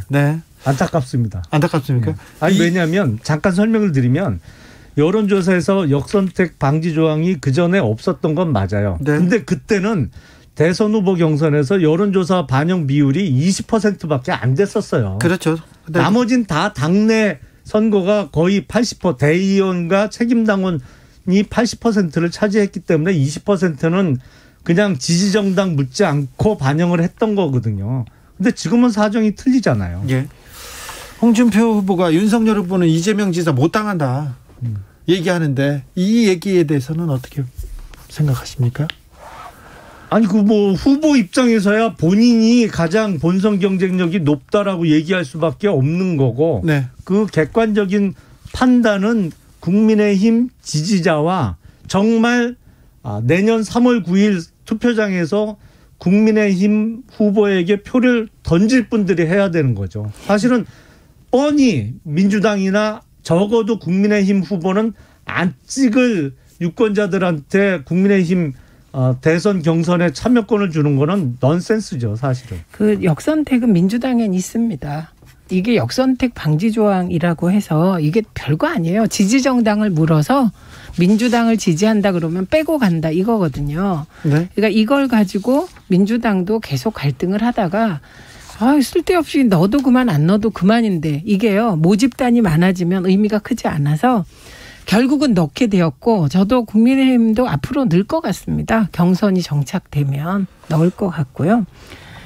그다음에 김영남 의원 얘기가 또 그 흐름대로 가겠네요. 네, 그 흐름대로 갈 가능성이 높아요. 그래서 이번에는 저는 홍준표 후보가 이재명 후보를 당할 자가 나라는 건 토론에 자신이 있다는 뜻인데 중요한 건 이번에 국민의힘 예비 경선 과정에서 토론회를 한 번도 안 하는 건 좀 이건 너무 생소한 풍경 아닌가요? 아니 근데 지금 14명인가요? 뭐 엄청 많아요. 그러니까 그건 토론회를 할 수 없죠. 그러니까 지금 1차로 8명을 추리고 나서 그리고 또 4명 추리고 나서 최종적으로 이제 11월 9일 날 그 후보가 선출되는데 토론이 사실은 10몇 명이 토론을 할 수가 없죠. 적어도 한 4명 정도 추려지면 그때 가서는 뭐 토론회를 그러면 마지막 결선까지 그러면 윤석열 후보의 토론회를 못 보는 겁니까?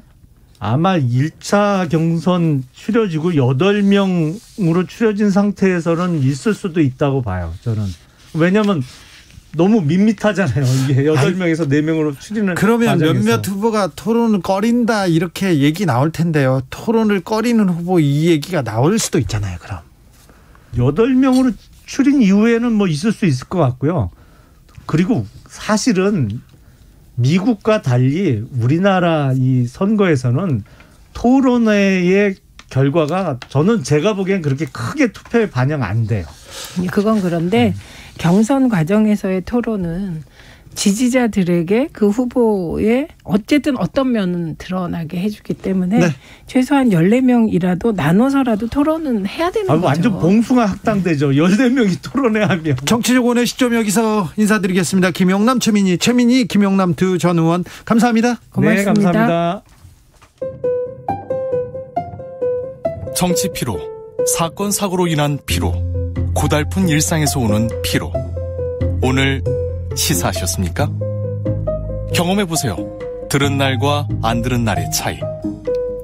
여러분의 피로를 날려줄 저녁 한 끼 시사 추진우 라이브.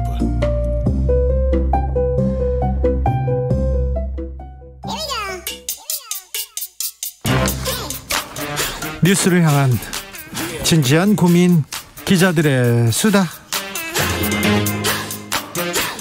라이브 기자실을 찾은 오늘의 기자는 은지옥이요. 시사인 김은지입니다. 네, 첫 번째 뉴스로 가볼까요? 네, 넷플릭스 오리지널 DP 보셨나요? 봤습니다. 정주행 하신 건가요? 네, 봤습니다. 굉장히 잘 만들었는데 너무 좀 뭐라고 해야 되나, 그 현실이 너무 안타까워서 가슴이 아팠어요. 네, 이제 그러다 보니까 정치권에서도 언급을 하기 시작했는데요. 예? 왜냐하면 말씀처럼 DP는 과거 군대를 단순히 조명하는 시대물이 아닙니다. 예? 지금도 계속되고 있는 하나의 현상일 수도 있고 누군가 겪고 있는 일일 수도 있기 때문에 사람들이 많이 공감하는 건데요. 네. 드라마의 배경은 2014년입니다. 선임이 후임에게 침을 먹이려 하는 장면, 코골이가 심한 후임에게 방독면 씌우고 물고문하는 장면, 이런 것들이 있다라고 하는데요. 예. 그래서 군에서는 이렇게 해명을 합니다. 조선일보와의 지난달 30일 인터뷰에서 2014년 일선 부대에서 있었던 부조리라고 보기에는 좀 심하다. 전반적으로는 2000년대 중반 정도 일을 극화한 것 같다. 이렇게 밝혔는데요. 2000년대 중반까지는 그럼 있었다는 거 아닙니까? 사실 지금까지도 계속 군내 가혹행위들은 보도가 되고 있고요. 사실 보도되지 못하는 사안도 있는 것으로 보입니다. 네. 뭐 수가 줄었다곤 하더라도 한 명이라도 그런 일을 겪지 않아야 된다는 점에서 여전히 비판받아야 될 지점이라고 생각하는데요. 예. 그런데 이러한 군 관계자의 인식도 사실 예전 생각이다라고 할 수밖에 없는 게 2014년에도 그 당시 세상을 뜨겁게 했던 군인권 사건이 2건이나 있었습니다. 윤일병 폭행 사건이 있었잖아요. 네, 게다가 또 그런 집단 따돌림 등을 이유로 무장 탈영했던 병장이 총기를 난사했던 임병장 사건이 있었는데요. 네, 임병장 사건. 네, 가슴 아픕니다. 그때 그런 이야기 있었습니다. 군대 가서 참으면 윤일병, 못 참으면 임병장. 네. 이런 말이 있을 정도로 2014년이 굉장히 끔찍한 사건들이 여럿 있었는데요. 네. 저도 각각 사건을 취재했기 때문에 굉장히 오랫동안 기억하고 있습니다. 예.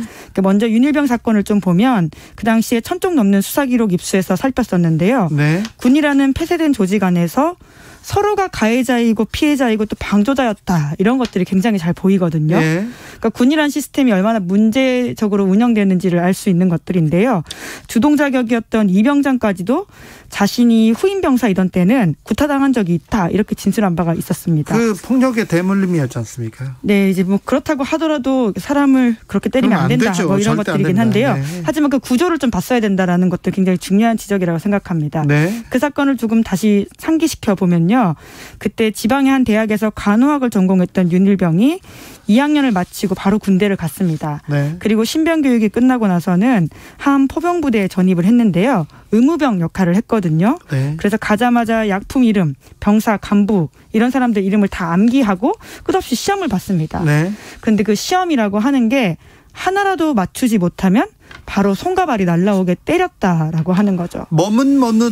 타면 때리고 그랬잖아요. 네, 그러면서 이제 그 강도가 점점 더 세지고 그 안에 있는 사람들끼리도 폭력에 무감각해지면서 그런 것들을 그냥 지켜봤다.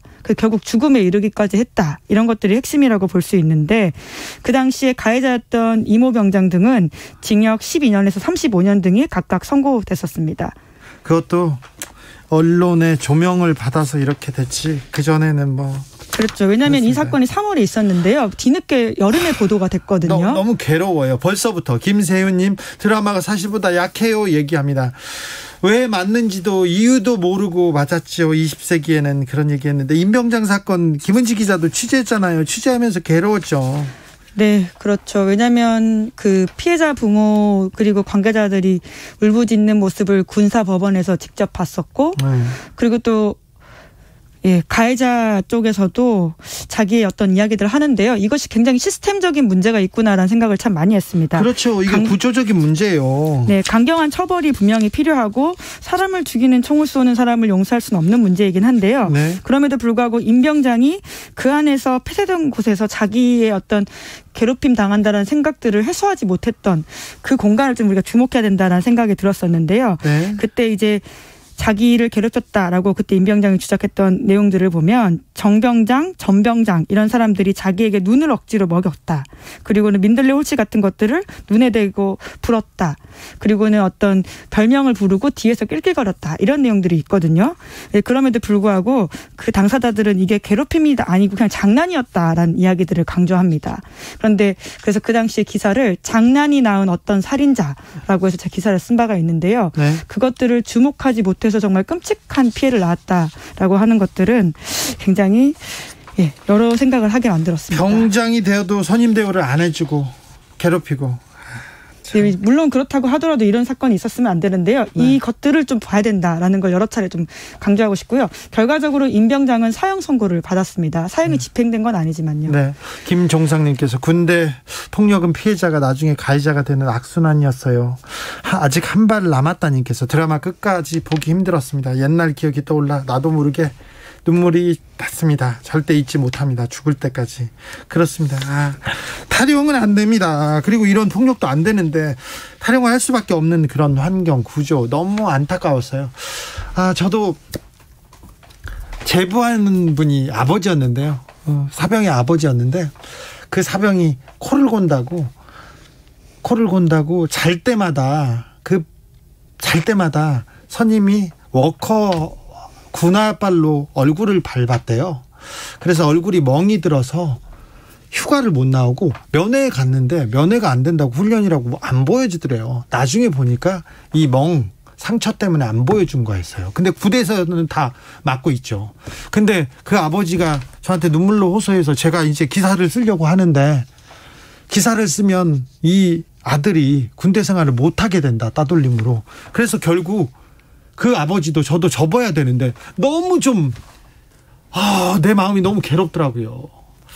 네. 근데 그런 일이 절대 있어서는 안 됩니다. 군대 내에서 폭력 사건이 있거나 이런 구타 사건이 있으면 그 엄하게 처벌해서 지휘관까지 다 문책해서 이런 일이 있으면 다시는 일어나지 못하도록 좀 과하게 처벌을 해야 되는데 이제는 없어졌겠죠? 이제는 사라졌겠죠? 네, 없어지길 바라야 되겠지만 또 언론이 또 눈 뜨고 감시해야지만 그것들이 좀 경계될 것 같습니다. 저는 이 드라마 군에 있는 분들이 다 보고 좀 느끼고 배웠으면 합니다. 군 장병들뿐만 아니라 장성들은 다 봐야 됩니다. 그리고는 반성하고요.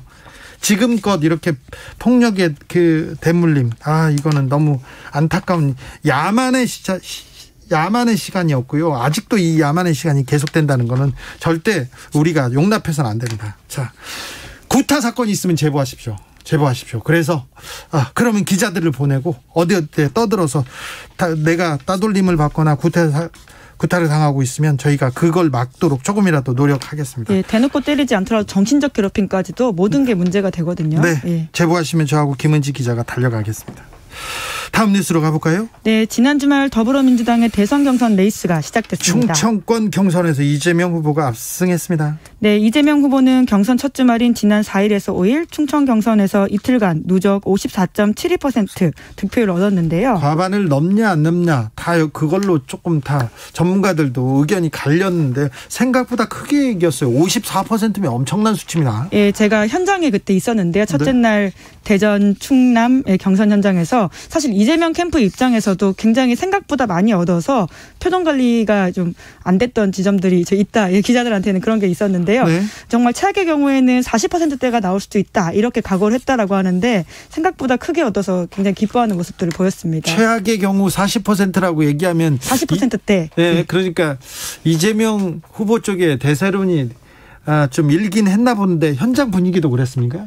네, 근데 코로나19이지 않습니까? 비대면이죠. 그래서 현장 분위기라고 할 게 좀 느끼기가 어려운 지점들이 컸습니다. 그래도 캠프의 그 긴장도 그리고 돌아가는 걸 보면 보이지 않습니까? 네, 아무래도 이재명 후보가 대세론이라고 하는 것들을 경선 전부터 좀 계속 나오는 이야기였고요. 네. 그런 것들이 실제적으로 맞던 의원들 사이에서 좀 느껴지는 것들이 있었던 건 사실인 것 같습니다. 그런데 대선 경선 때 분위기 쭉 이렇게 돌아다니면서 취재해 보면 굉장히 뭐라고 해야 하나 끌어오르는 에너지, 후보들이 갑자기 경선 연설할 때 막 소리를 막 지르거든요. 저런 분 아닌데 막 소리를 막 지르는 걸 보면 어떤 사람은 가슴에 불을 지르기도 하고 어떤 사람은 오버하시네 이런 생각도 했는데 지금 코로나 시대의 경선 분위기는 좀 많이 달라졌죠. 네, 그러니까 정말 코로나19가 바꾼 장면이 여러 개인데요. 네. 대선 경선도 그중에 하나입니다. 사실 경선이라고 하는 게 정치권에서는 가장 큰 축제 중에 하나이기 때문에 대통령 각 후보를 뽑는 거 아닙니까? 네. 그래서 말씀처럼 현장에서의 굉장히 그 뜨거운 분위기, 그 안에서 나오는 후보의 반응 이런 것들이 마치 콘서트장처럼 주고받는 것들이 있는데요. 네. 그런 걸 전혀 느끼지 못해서 정말 아쉽다라는 생각을 참 많이 했습니다. 네. 심지어 후보도 수행원 한 명만 그 안에 데리고 들어갈 수 있어서 그래요? 예, 현장에 왔던 국회의원들도 장내에 들어가지 못해서 컨벤션 센터 근처를 어슬렁거리면서 이야기를 서로 나누고 의원들도 못 들어가요? 네, 지지자들과 개별 인사하는 모습들이 굉장히 흔하게 보였었는데요. 네. 이제 물론 일부 지지자들이 그 응원하는 후보가 나가고 들어올 때는 몰려가지고는 약간 위험한 상황이 연출되기도 했었지만 전반적으로는 과거 같은 느낌을 좀 받을 수는 없었던 현장이긴 했습니다. 그랬어요? 네, 방역적으로는 그게 더 맞기도 하고요. 오히려 갑자기 사람들이 몰려서 그 유성구에 있는 방역당국 관계자들이 와서 사회적 거리두기 좀 지켜달라 이렇게 좀 요청하고 테이프 붙이고 오지 말라고 하기도 했었습니다. 남은 경선 일정 어떻게 흘러갑니까? 네, 주말에는 대구, 경북, 강원 지역 경선이 있고요. 그리고 이번에요. 1차 슈퍼위크라고 해서 가장 좀 주목해야 되는 일정 중에 하나라고 할 수 있습니다. 선거인단들을 그때 이렇게 1차로요. 네. 네, 그러다 보니까 네. 어떻게 그 표수들을 좀 좁혀갈 수 있을지 아니면 격차가 더 벌어질지 이런 것들이 굉장히 주목되고 있는데 특히 2위를 차지하고 있는 이낙연 후보 입장에서는 굉장히 중요한 선거 일정이라고 볼 수 있습니다. 그리고 호남의 이 표가 가장 많은 곳 중에 하나라면서요. 한 30% 정도. 그런데 언제예요? 네, 25일에서 26일인데 이제 추석 연휴를 세고이긴 하지만 아무래도 앞선 분위기가 이재명 후보한테 좀 유리하게 나오고 있다 보니까 호남도 그런 분위기를 따라갈지 아니면 다르게 나올지 이런 것들이 굉장히 관전 포인트 중에 하나입니다. 마지막으로 만나볼 뉴스는 어떤 내용입니까? 네, 일본의 차기 총리 자리를 두고 갑론을박이 이어지고 있습니다. 자, 스가 요시히데 퇴임하고 그럼 누가 유력합니까? 네, 고노다로가 급부상했다 이런 보도가 어제 오늘 나오기 시작했습니다. 네, 네. 스가 요시히데하고 좀 가까운 쪽입니다. 고노다로 총리 후보는요? 네, 여론조사에서 이제 1위를 달리고 있다 이렇게 요미우리 신문에서 오늘 발표했는데요. 네. 물론 유력하게 총리 후보로 간주되고 있는 이시바 시게루 전 자민당 간사장도 비슷한 정도의 선호도가 나타나고 있거든요. 지금 고노다로와 이시바 시게루 양강 구도라고 하더라고요. 네, 이제 그런데 우리가 고노다로는 이름이 아마 좀 익숙하실 겁니다. 왜냐하면 한국 언론에도 꽤 보도가 나온 바가 있습니다. 한국에도 많이 왔어요. 외무상이었잖아요. 네, 그렇습니다. 특히 우리한테는 사실 안 좋은 인상이 더 많이 남아있을 수밖에 없는 역할을 했는데요. 네. 외무상 시절인 2018년에 일제 강제징용 피해자에 대한 손해배상 책임을 인정했던 대법원 판결이 있었거든요. 그렇죠.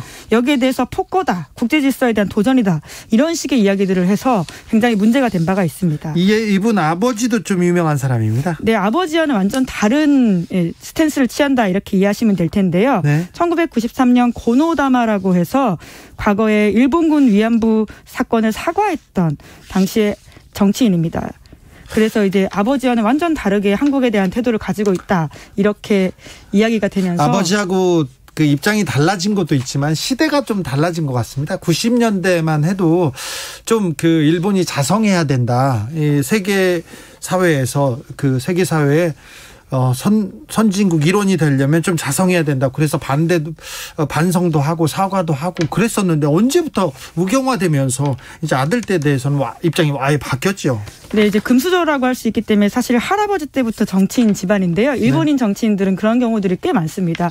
일본 사회의 다이나믹스가 사라진 점 그리고 우경화인 점 이런 것들을 다 보여주는 현상이라고도 할 수 있죠. 변수가 생겼어요, 변수가. 네, 왜냐하면 또 여성 정치인 다카이치 사나에가 떠올랐기 때문인데요. 아베 신조가 이 다카이치를 밀고 있다면서요? 네, 이제 그런데 이 인사조차도 굉장히 우파적인 인물이라고 합니다. 네. 야스쿠니 신사를 계속 참배하기도 했고요. 그리고 과거 무라야마 다마에 대해서 그러니까 일본의 아시아 침략에 대해서 사과했던 그 다마를 비판적으로 이야기하는 사람이거든요. 네. 그래서 차기 총리군도 다들 우파적인 색깔이 강하기 때문에 한국으로서는 굉장히 어떤 총리 후보가 되더라도 앞으로 한일 관계가 어떻게 될지 좀 걱정이 되는 상황입니다. 이쪽이든 저쪽이든 그리고 또 자민당이 보수적인 사람들만 모아놨지만 굉장히 또 우경화로 또 치달을 것 같아서 걱정이 됩니다. 왜 일본에서는 좀 개혁하자, 진보하자 뭐 이런 얘기는 안 하는지, 그런 얘기는 왜 안 나오는지 이해가 좀 안 갑니다. 정치적으로는 굉장히 좀 후진성을 면하지 못하는 것 같아서 일본 정치를 볼 때마다 좀 씁쓸합니다.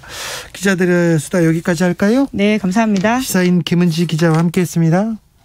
6663님께서 80년대 중반에 헌병대에서 근무했는데요. 구타하는 거 잡으러 나가면서 우리도 맞고 나갔습니다. 얘기합니다.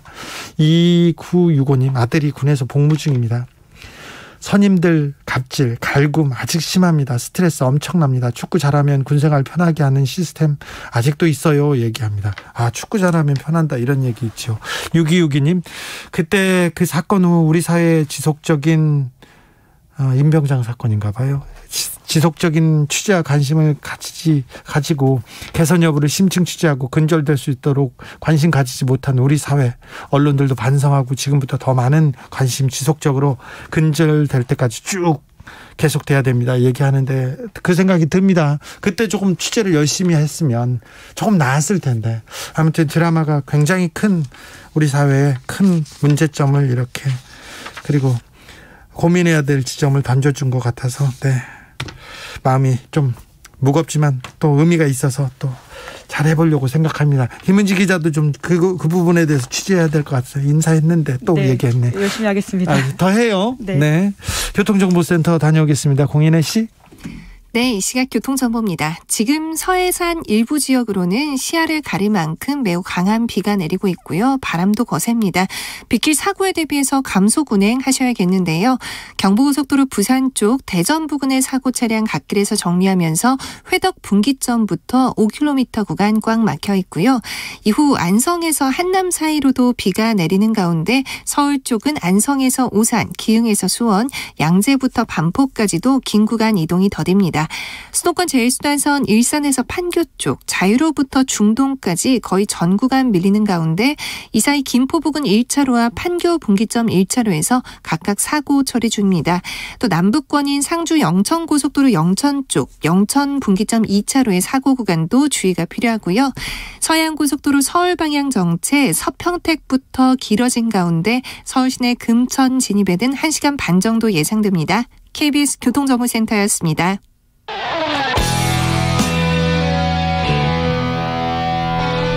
스치기만 해도 똑똑해진다. 드라이브 스루 시사 주진우 라이브.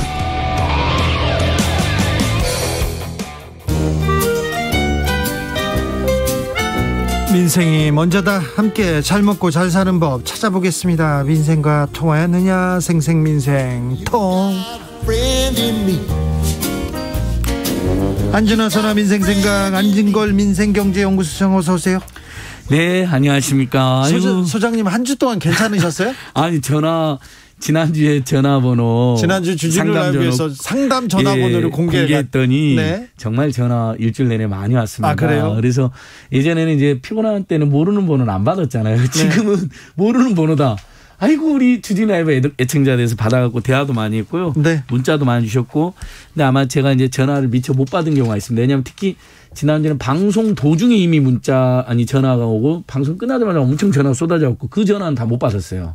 그렇죠. 그 후로 온 문자나 전화는 대부분 받았는데 진짜 의미 있는 그 제보 중에 하나가 우리 개인 택시 기사님 못 받았다는 글이 자꾸 달렸잖아요. 재난지원금 80만 원. 근데 개인 택시는 다 받는 거로 확인이 다시 됐습니다. 그러니까 법인 택시 80만 원, 개인 택시 80만 원은 혹시라도 못 받는 분이 있을까 걱정했는데 이제 우리 기사님들이 혼동하신 거예요. 그래서 개인 택시 조합 통해 다 신청했다고 제가 안내를 해드렸고요. 그러니까 그게 맞았다고 했고요. 그다음에 이 사연은 진짜 간단히 소개를 해드려야 되는데 항상 어른이나 열심히 하신 모습 응원하는데 이번에 대학 장학금 중 다자녀 내년부터 셋째부터 전면 무상교육한다라고 이제 발표가 돼서 아이가 넷이나 되고 일요일 날도 오전 빼고 일주일 내내 일하는 서점하시는 어머님 아버님이에요. 그래서 당연히 이제 셋째 곧 대학 가면 진짜 이제 셋째부터는 무상 장학금이라고 기대를 했는데 다행이네요. 아니나 다를까 소득 8분위까지만 준다고 된 거예요.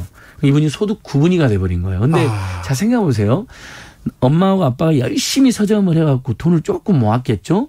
그러면 그게 소득 구분으로 편이 돼버린 거예요. 자동차나 집이 조그만한 게 또 있으면요. 근데 얘가 넷이나 돼요. 지출은 한 집보다 3배, 4배 되게 두 집보다 두가 있는 집보다 2배가 되잖아요. 네.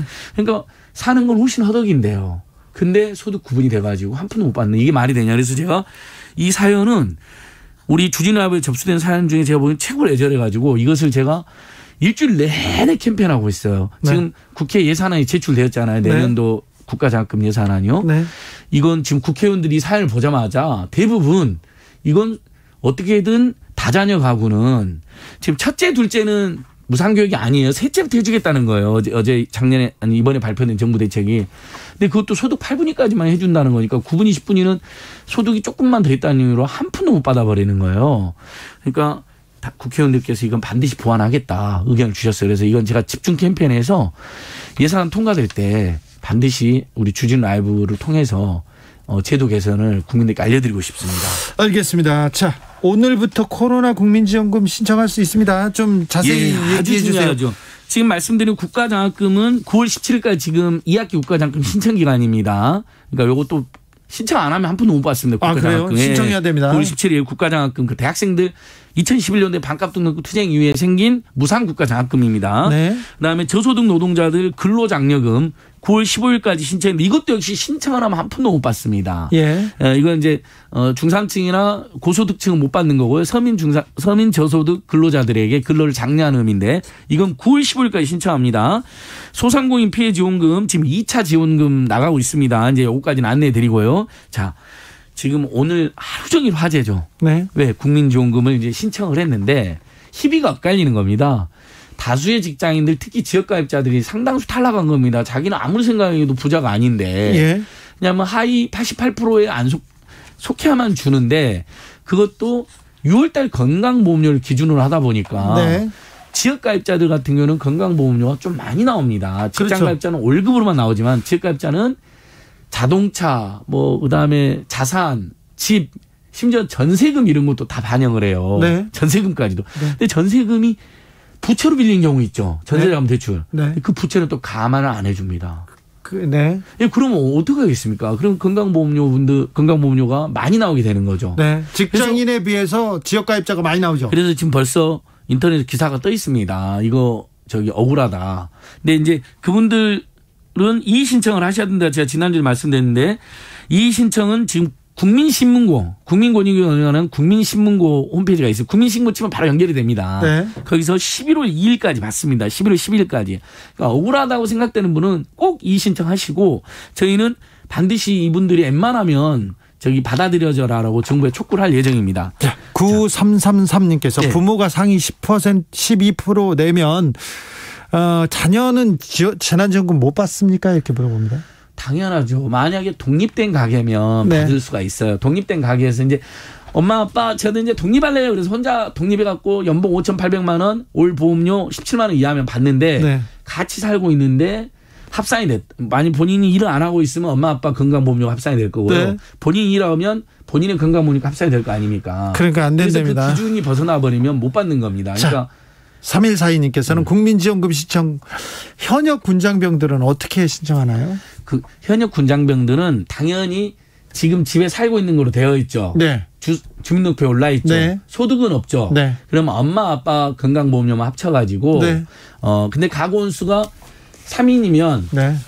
헛벌이면 3인 가구 기준이 있고 네. 그다음에 만약에 맞벌이면 네. 4인 가구 기준을 적용받습니다. 네. 맞벌이인 경우는 건강보험료가 더 되니까 네. 가구 원수를 합쳐준다고 그랬잖아요. 이거 네. 인터넷 치면 다 나와 있습니다. 근데 아무튼 몇천 원, 몇만 원 때문에 지금 탈락한 사람이 이제 수두로 간 건데. 이것도 또 억울하다는 분들 엄청 나오겠는데요. 지금 저는 이게 제가 여러분들께 주진 라이브에 나와서 주진 기자님은 제가 수십 번 이야기를 한 걸 들었을 거예요. 2차에서 4차는 선별로 줬기 때문에 5차는 대통령이 제안한 대로 전 국민에 주는 게 맞다. 네. 그래야 이런 소동이 없다. 누구는 받고 누구는 떨어지고 억울하게 탈락하는 사람들 문제 어찌할 거냐. 네. 기재부가 감당 못할 건데 벌써 오늘부터 감당 못할 민원이 발생하고 있는 거고. 그렇다면 기재부가 우겨서 그렇게 됐는데 최종적으로 야당도 그렇게 주장하고. 그렇다면 그렇게 주장했던 이들이 억울한 탈락자들에 대한 대책을 세워줘야 됩니다. 자, 일단 오늘부터 신청을 했잖아요. 이제 아직 사용했다는 후기는 안 올라와요. 왜냐하면 내일 입금이 되거든요. 예. 내일부터 이제 오늘 이제 생일이 출생 연도가 1하고 6으로 끝난 분들 오늘 신청을 하셨어요. 네. 당분간은 이제 이렇게 오부제로 하는 거예요. 월요일은 그다음에 화요일은 화요일은 27, 네. 수요일은 이제 38 이렇게 하는 겁니다. 여기까지 좋은데, 자. 주말에는 유일자 상관없이 할 수 있고 신청할 수 있고요. 1453님께서 신생아도 받나요? 한 달인데? 다 받습니다. 다 받습니다. 다 확인됩니다. 네. 그러니까 아이가 있는 집 가구 구성원은 전원 만약에 같이 살고 있으면 만약에 떨어져 있어도 건강보험을 같이 하거나 그러면 다 지급이 되는 겁니다. 1살이어도 50살이어도 부모님이랑 같이 살면 되는데요. 김숙자님께서 세대주인데요. 보험만 부모님 아래에 있어요. 근데 그래서 안 되네요. 얘기하네요. 부모님 건강보험에 들어가 있는 거잖아요. 네. 그런 경우는 성인이잖아요. 네. 성인에게는 지급이 되는데 다만 거기가 어떻게 된 거냐면 엄마 아빠랑 이렇게 같이 산다고 건보료를 합산한다 그랬잖아요. 그렇죠. 합산 기준을 넘어서 버리면 못 받는 거죠. 그리고 미성년자는 세대주가 대신 받는 거고요. 나머지 성인은 전부 다 1인당 25만 원씩 본인이 신청을 하셔야 되는데 스미싱 문제가 있어요. 지금 요즘 스미싱 문제가 있는데 딱 봐도 티가 나는 데는 하지 마시고 이건 딱 예를 들면 자기 신용카드나 토스나 카카오톡이나 정부 알림 국민비서 서비스를 통해서만 하시면 되고 다 자기 카톡으로 보면 저도 지금 보니까 우리카드, 현대카드, 오라고 난리예요. 토스 서로 알아고 다 와 있습니다. 그건 이제 피싱 아니잖아요. 왜냐하면 그건 명의가 아예 그렇게 오잖아요. 네. 카카오톡이나 토스에서 그럼 클릭하고 들어가서 신청하면 되는데 문제는 신청을 해도 지금 벌써 어제 오늘부터 본인은 건강보험료 기준이 초과돼서 탈락시나 문자가 오니까. 5217님께서 저하고 배우자 맞벌이 특례 적용했는데 6,000원 차이로 못 받는데 돈 뺏긴 것보다 더 억울한 느낌. 이런 분들. 이게 제가 그러니까 웬만하면 제가 상담 나왔고 위로도 해드리잖아요. 이게 제일 억울한 분들입니다. 5785는 이런 상대적 박탈감 때문에 전 국민 그냥 다 주자고 한 거 아닙니까? 자, 이렇게 되면 어떻게 되냐면요. 자, 예를 들면 3인 가구 월급 기준이 이제 한 878만 원인가 되거든요. 10,000원 더 받으면 탈락되잖아요. 네. 그러면 옆집이나 친구 또는 친척 서로 이야기해보잖아요. 너 받았냐? 나 탈락했는데, 너는 받았냐? 너 나랑 연봉 비슷하잖아. 너는 어떻게 받았어? 10,000원 차이로 100만 원을 받죠. 예. 그러면 그분은 소득이 100만 원 늘어나고 10,000원을 더 벌어서 100만 원 못 받는 분은 99만 원 손해를 보는 겁니다. 옆집에 비해서. 네. 그러니까 이 문제 정말 심각합니다. 그래서 저는 지금이라도 기재부에서 100%는 할 수가 없잖아요. 이미 통과돼 버렸기 때문에. 근데 지금 1인 가구, 혼자 사는 가구의 기준을 하위 소득 90%까지, 그러니까 상위 10%만 제외했거든요. 저는 그 정도로는 유연하게 적용해 줘야 된다. 그러면 몇천 원, 몇만 원대면 떨어진 분들은 대부분 수용이 될 겁니다. 2354님께서 전 국민 88%에 지급한다고 했는데 이런저런 사유로 제외되는 가구들 많아서 종합해보면 기재부 바람대로 전 국민 70% 정도 받을 것 같네요. 얘기하는데. 아주 예리한 지적인데요. 이걸 제가 실제로 지방정부협의회랑 논의를 해봤습니다. 예. 그러니까 지금 기재부는 계속 88%라고 하잖아요. 근데 지방정부협의회, 시군구 지방부협에서 이 실무를 하지 않습니까? 건강보험료를 기준으로. 예. 그분들 주장이 뭐냐면 계속 6월달 건보를 기준으로 탈락을 해놨기 때문에 실제 탈락자가 더 많을 거다. 88%가 안 될 거다. 그러니까 이 신청을 받아서 광범위하게 수용해줘야 된다는 여론이 같이 일고 있는 것이고요. 그다음에 지역가입자가 많이 떨어진 이유 중에 하나가 지역가입자 건강보험료는 저번에도 말씀드린 것처럼 2019년 소득으로 반영이 됩니다. 6월달치가요. 코로나하고 또 상관이 없네요. 그러니까 작년에 소득이 엄청 줄어들었잖아요. 그래서 이분들은 반드시 이 신청할 때 건강보험공단의 건강보험료 인하 조정 신청을 동시에 하셔야 됩니다. 너무 복잡해요. 자, 너무 복잡해서 모르겠다. 그러면 어디에다 물어봐야 됩니까? 자, 문의처는 국민지원금 문의처입니다. 여러분 꼭 메모하십시오. 1533-2021입니다. 1533-2021. 네. 그다음에 이게 너무 길면 정부 합동콜센터 110번으로 하시면 됩니다. 네.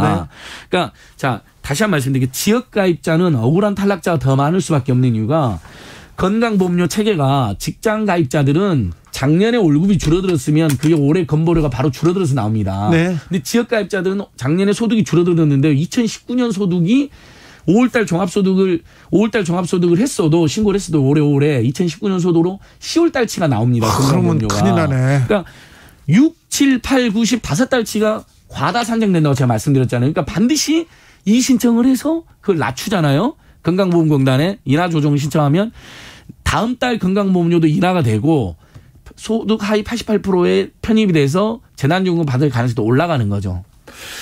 6392님께서 은행 근무자인데요. 25만 원 현금 지급 아닙니다. 포인트로 지급되면 홍보 바랍니다. 카드의 포인트. 맞습니다. 자, 자기가 신용카드가 있는 사람들은 신용카드 포인트로 받으시면 되고요. 신용카드가 없는 분들이 있어요. 여러 가지 이유로. 본인들은 주민자치센터나 은행에 가면 전용 카드를 줍니다. 포인트가 들어있는. 그다음에 이것저것 다 복잡하다 그러면 주민자치센터 발품 파시하고 한번 가시면요. 지류 상품권으로도 줍니다. 이거 어차피 동네에서 쓰시는 거잖아요. 네. 그러니까 신용카드 포인트로 받을 분은 신용카드 포인트로, 상품권으로 받을 분은 상품권으로, 아니면 신용카드 없는 분들은 전용 카드를 받으시면 된다. 자, CJ 택배 대리점주가 안타깝게 돌아가셨는데 어떤 신문을 보면 뭐 대리점주 회사가 잘못했다고 하고 어떤 신문을 보면 노조원들이 잘못됐다고 하는데 이 사건 뭡니까? 간단히 정리해드리겠습니다. 아무튼 정말 고인에게 너무 저도 죄송하고 안타까운 마음이고, 왜냐하면 제가 노동조합과 함께 과로사 대책위 활동을 같이 했잖아요. 이런 누구도 괴롭힘을 받거나 안타깝게 숨기는 거 없어야 되는 거거든요. 네, 안 되죠. 일단 택배 노조가 정식 사과를 했습니다. 네. 일부 조합원들이. 그러니까 이분들이 오랫동안 이제 본인들은 억울하고 답답해가지고 작년에 여기저기 민원을 낸 거예요. 통합물류센터라고 택배사들이랑 함께 만드는데 거기서도 받아지는 않으니까 올해 5월달에 뒤늦게 이제 노조에 결합하신 분들인데 굉장히 몇 년 동안 누적돼 있었잖아요. 그러니까 6년 동안 수수료를, 이분들은 수수료잖아요. 월급이 아니라 그 자영업자로 되어 있으니까. 정상적으로 받은 수수료가 2번밖에 안 된답니다. 아이고. 제가 이건 지금 사전에 꼼꼼히, 왜냐면 망자의 명예를 훼손해서는 안 되기 때문에 꼼꼼히 제가 팩트 체크를 해갖고 왔습니다. 그러니까 망자도 결국은 택배는 구조가 이렇게 되어 있다 했잖아요. 대기업 본청이 있고, 그 다음에 대리점들이 있고, CJ 대리점이 전국에 몇 개나 될 것 같으세요? 주기자님, 시간 없으니까 2,000여 개가 넘습니다. 그러니까 조그맣게 위탁을 줍니다. 시대에서. 그다음에 그 대리점주들을 통해서 기사들을 위탁관리 또 위탁을 줍니다. 그러면 이제 그 대리점에 한 10명 안팎 이렇게 속해 있습니다.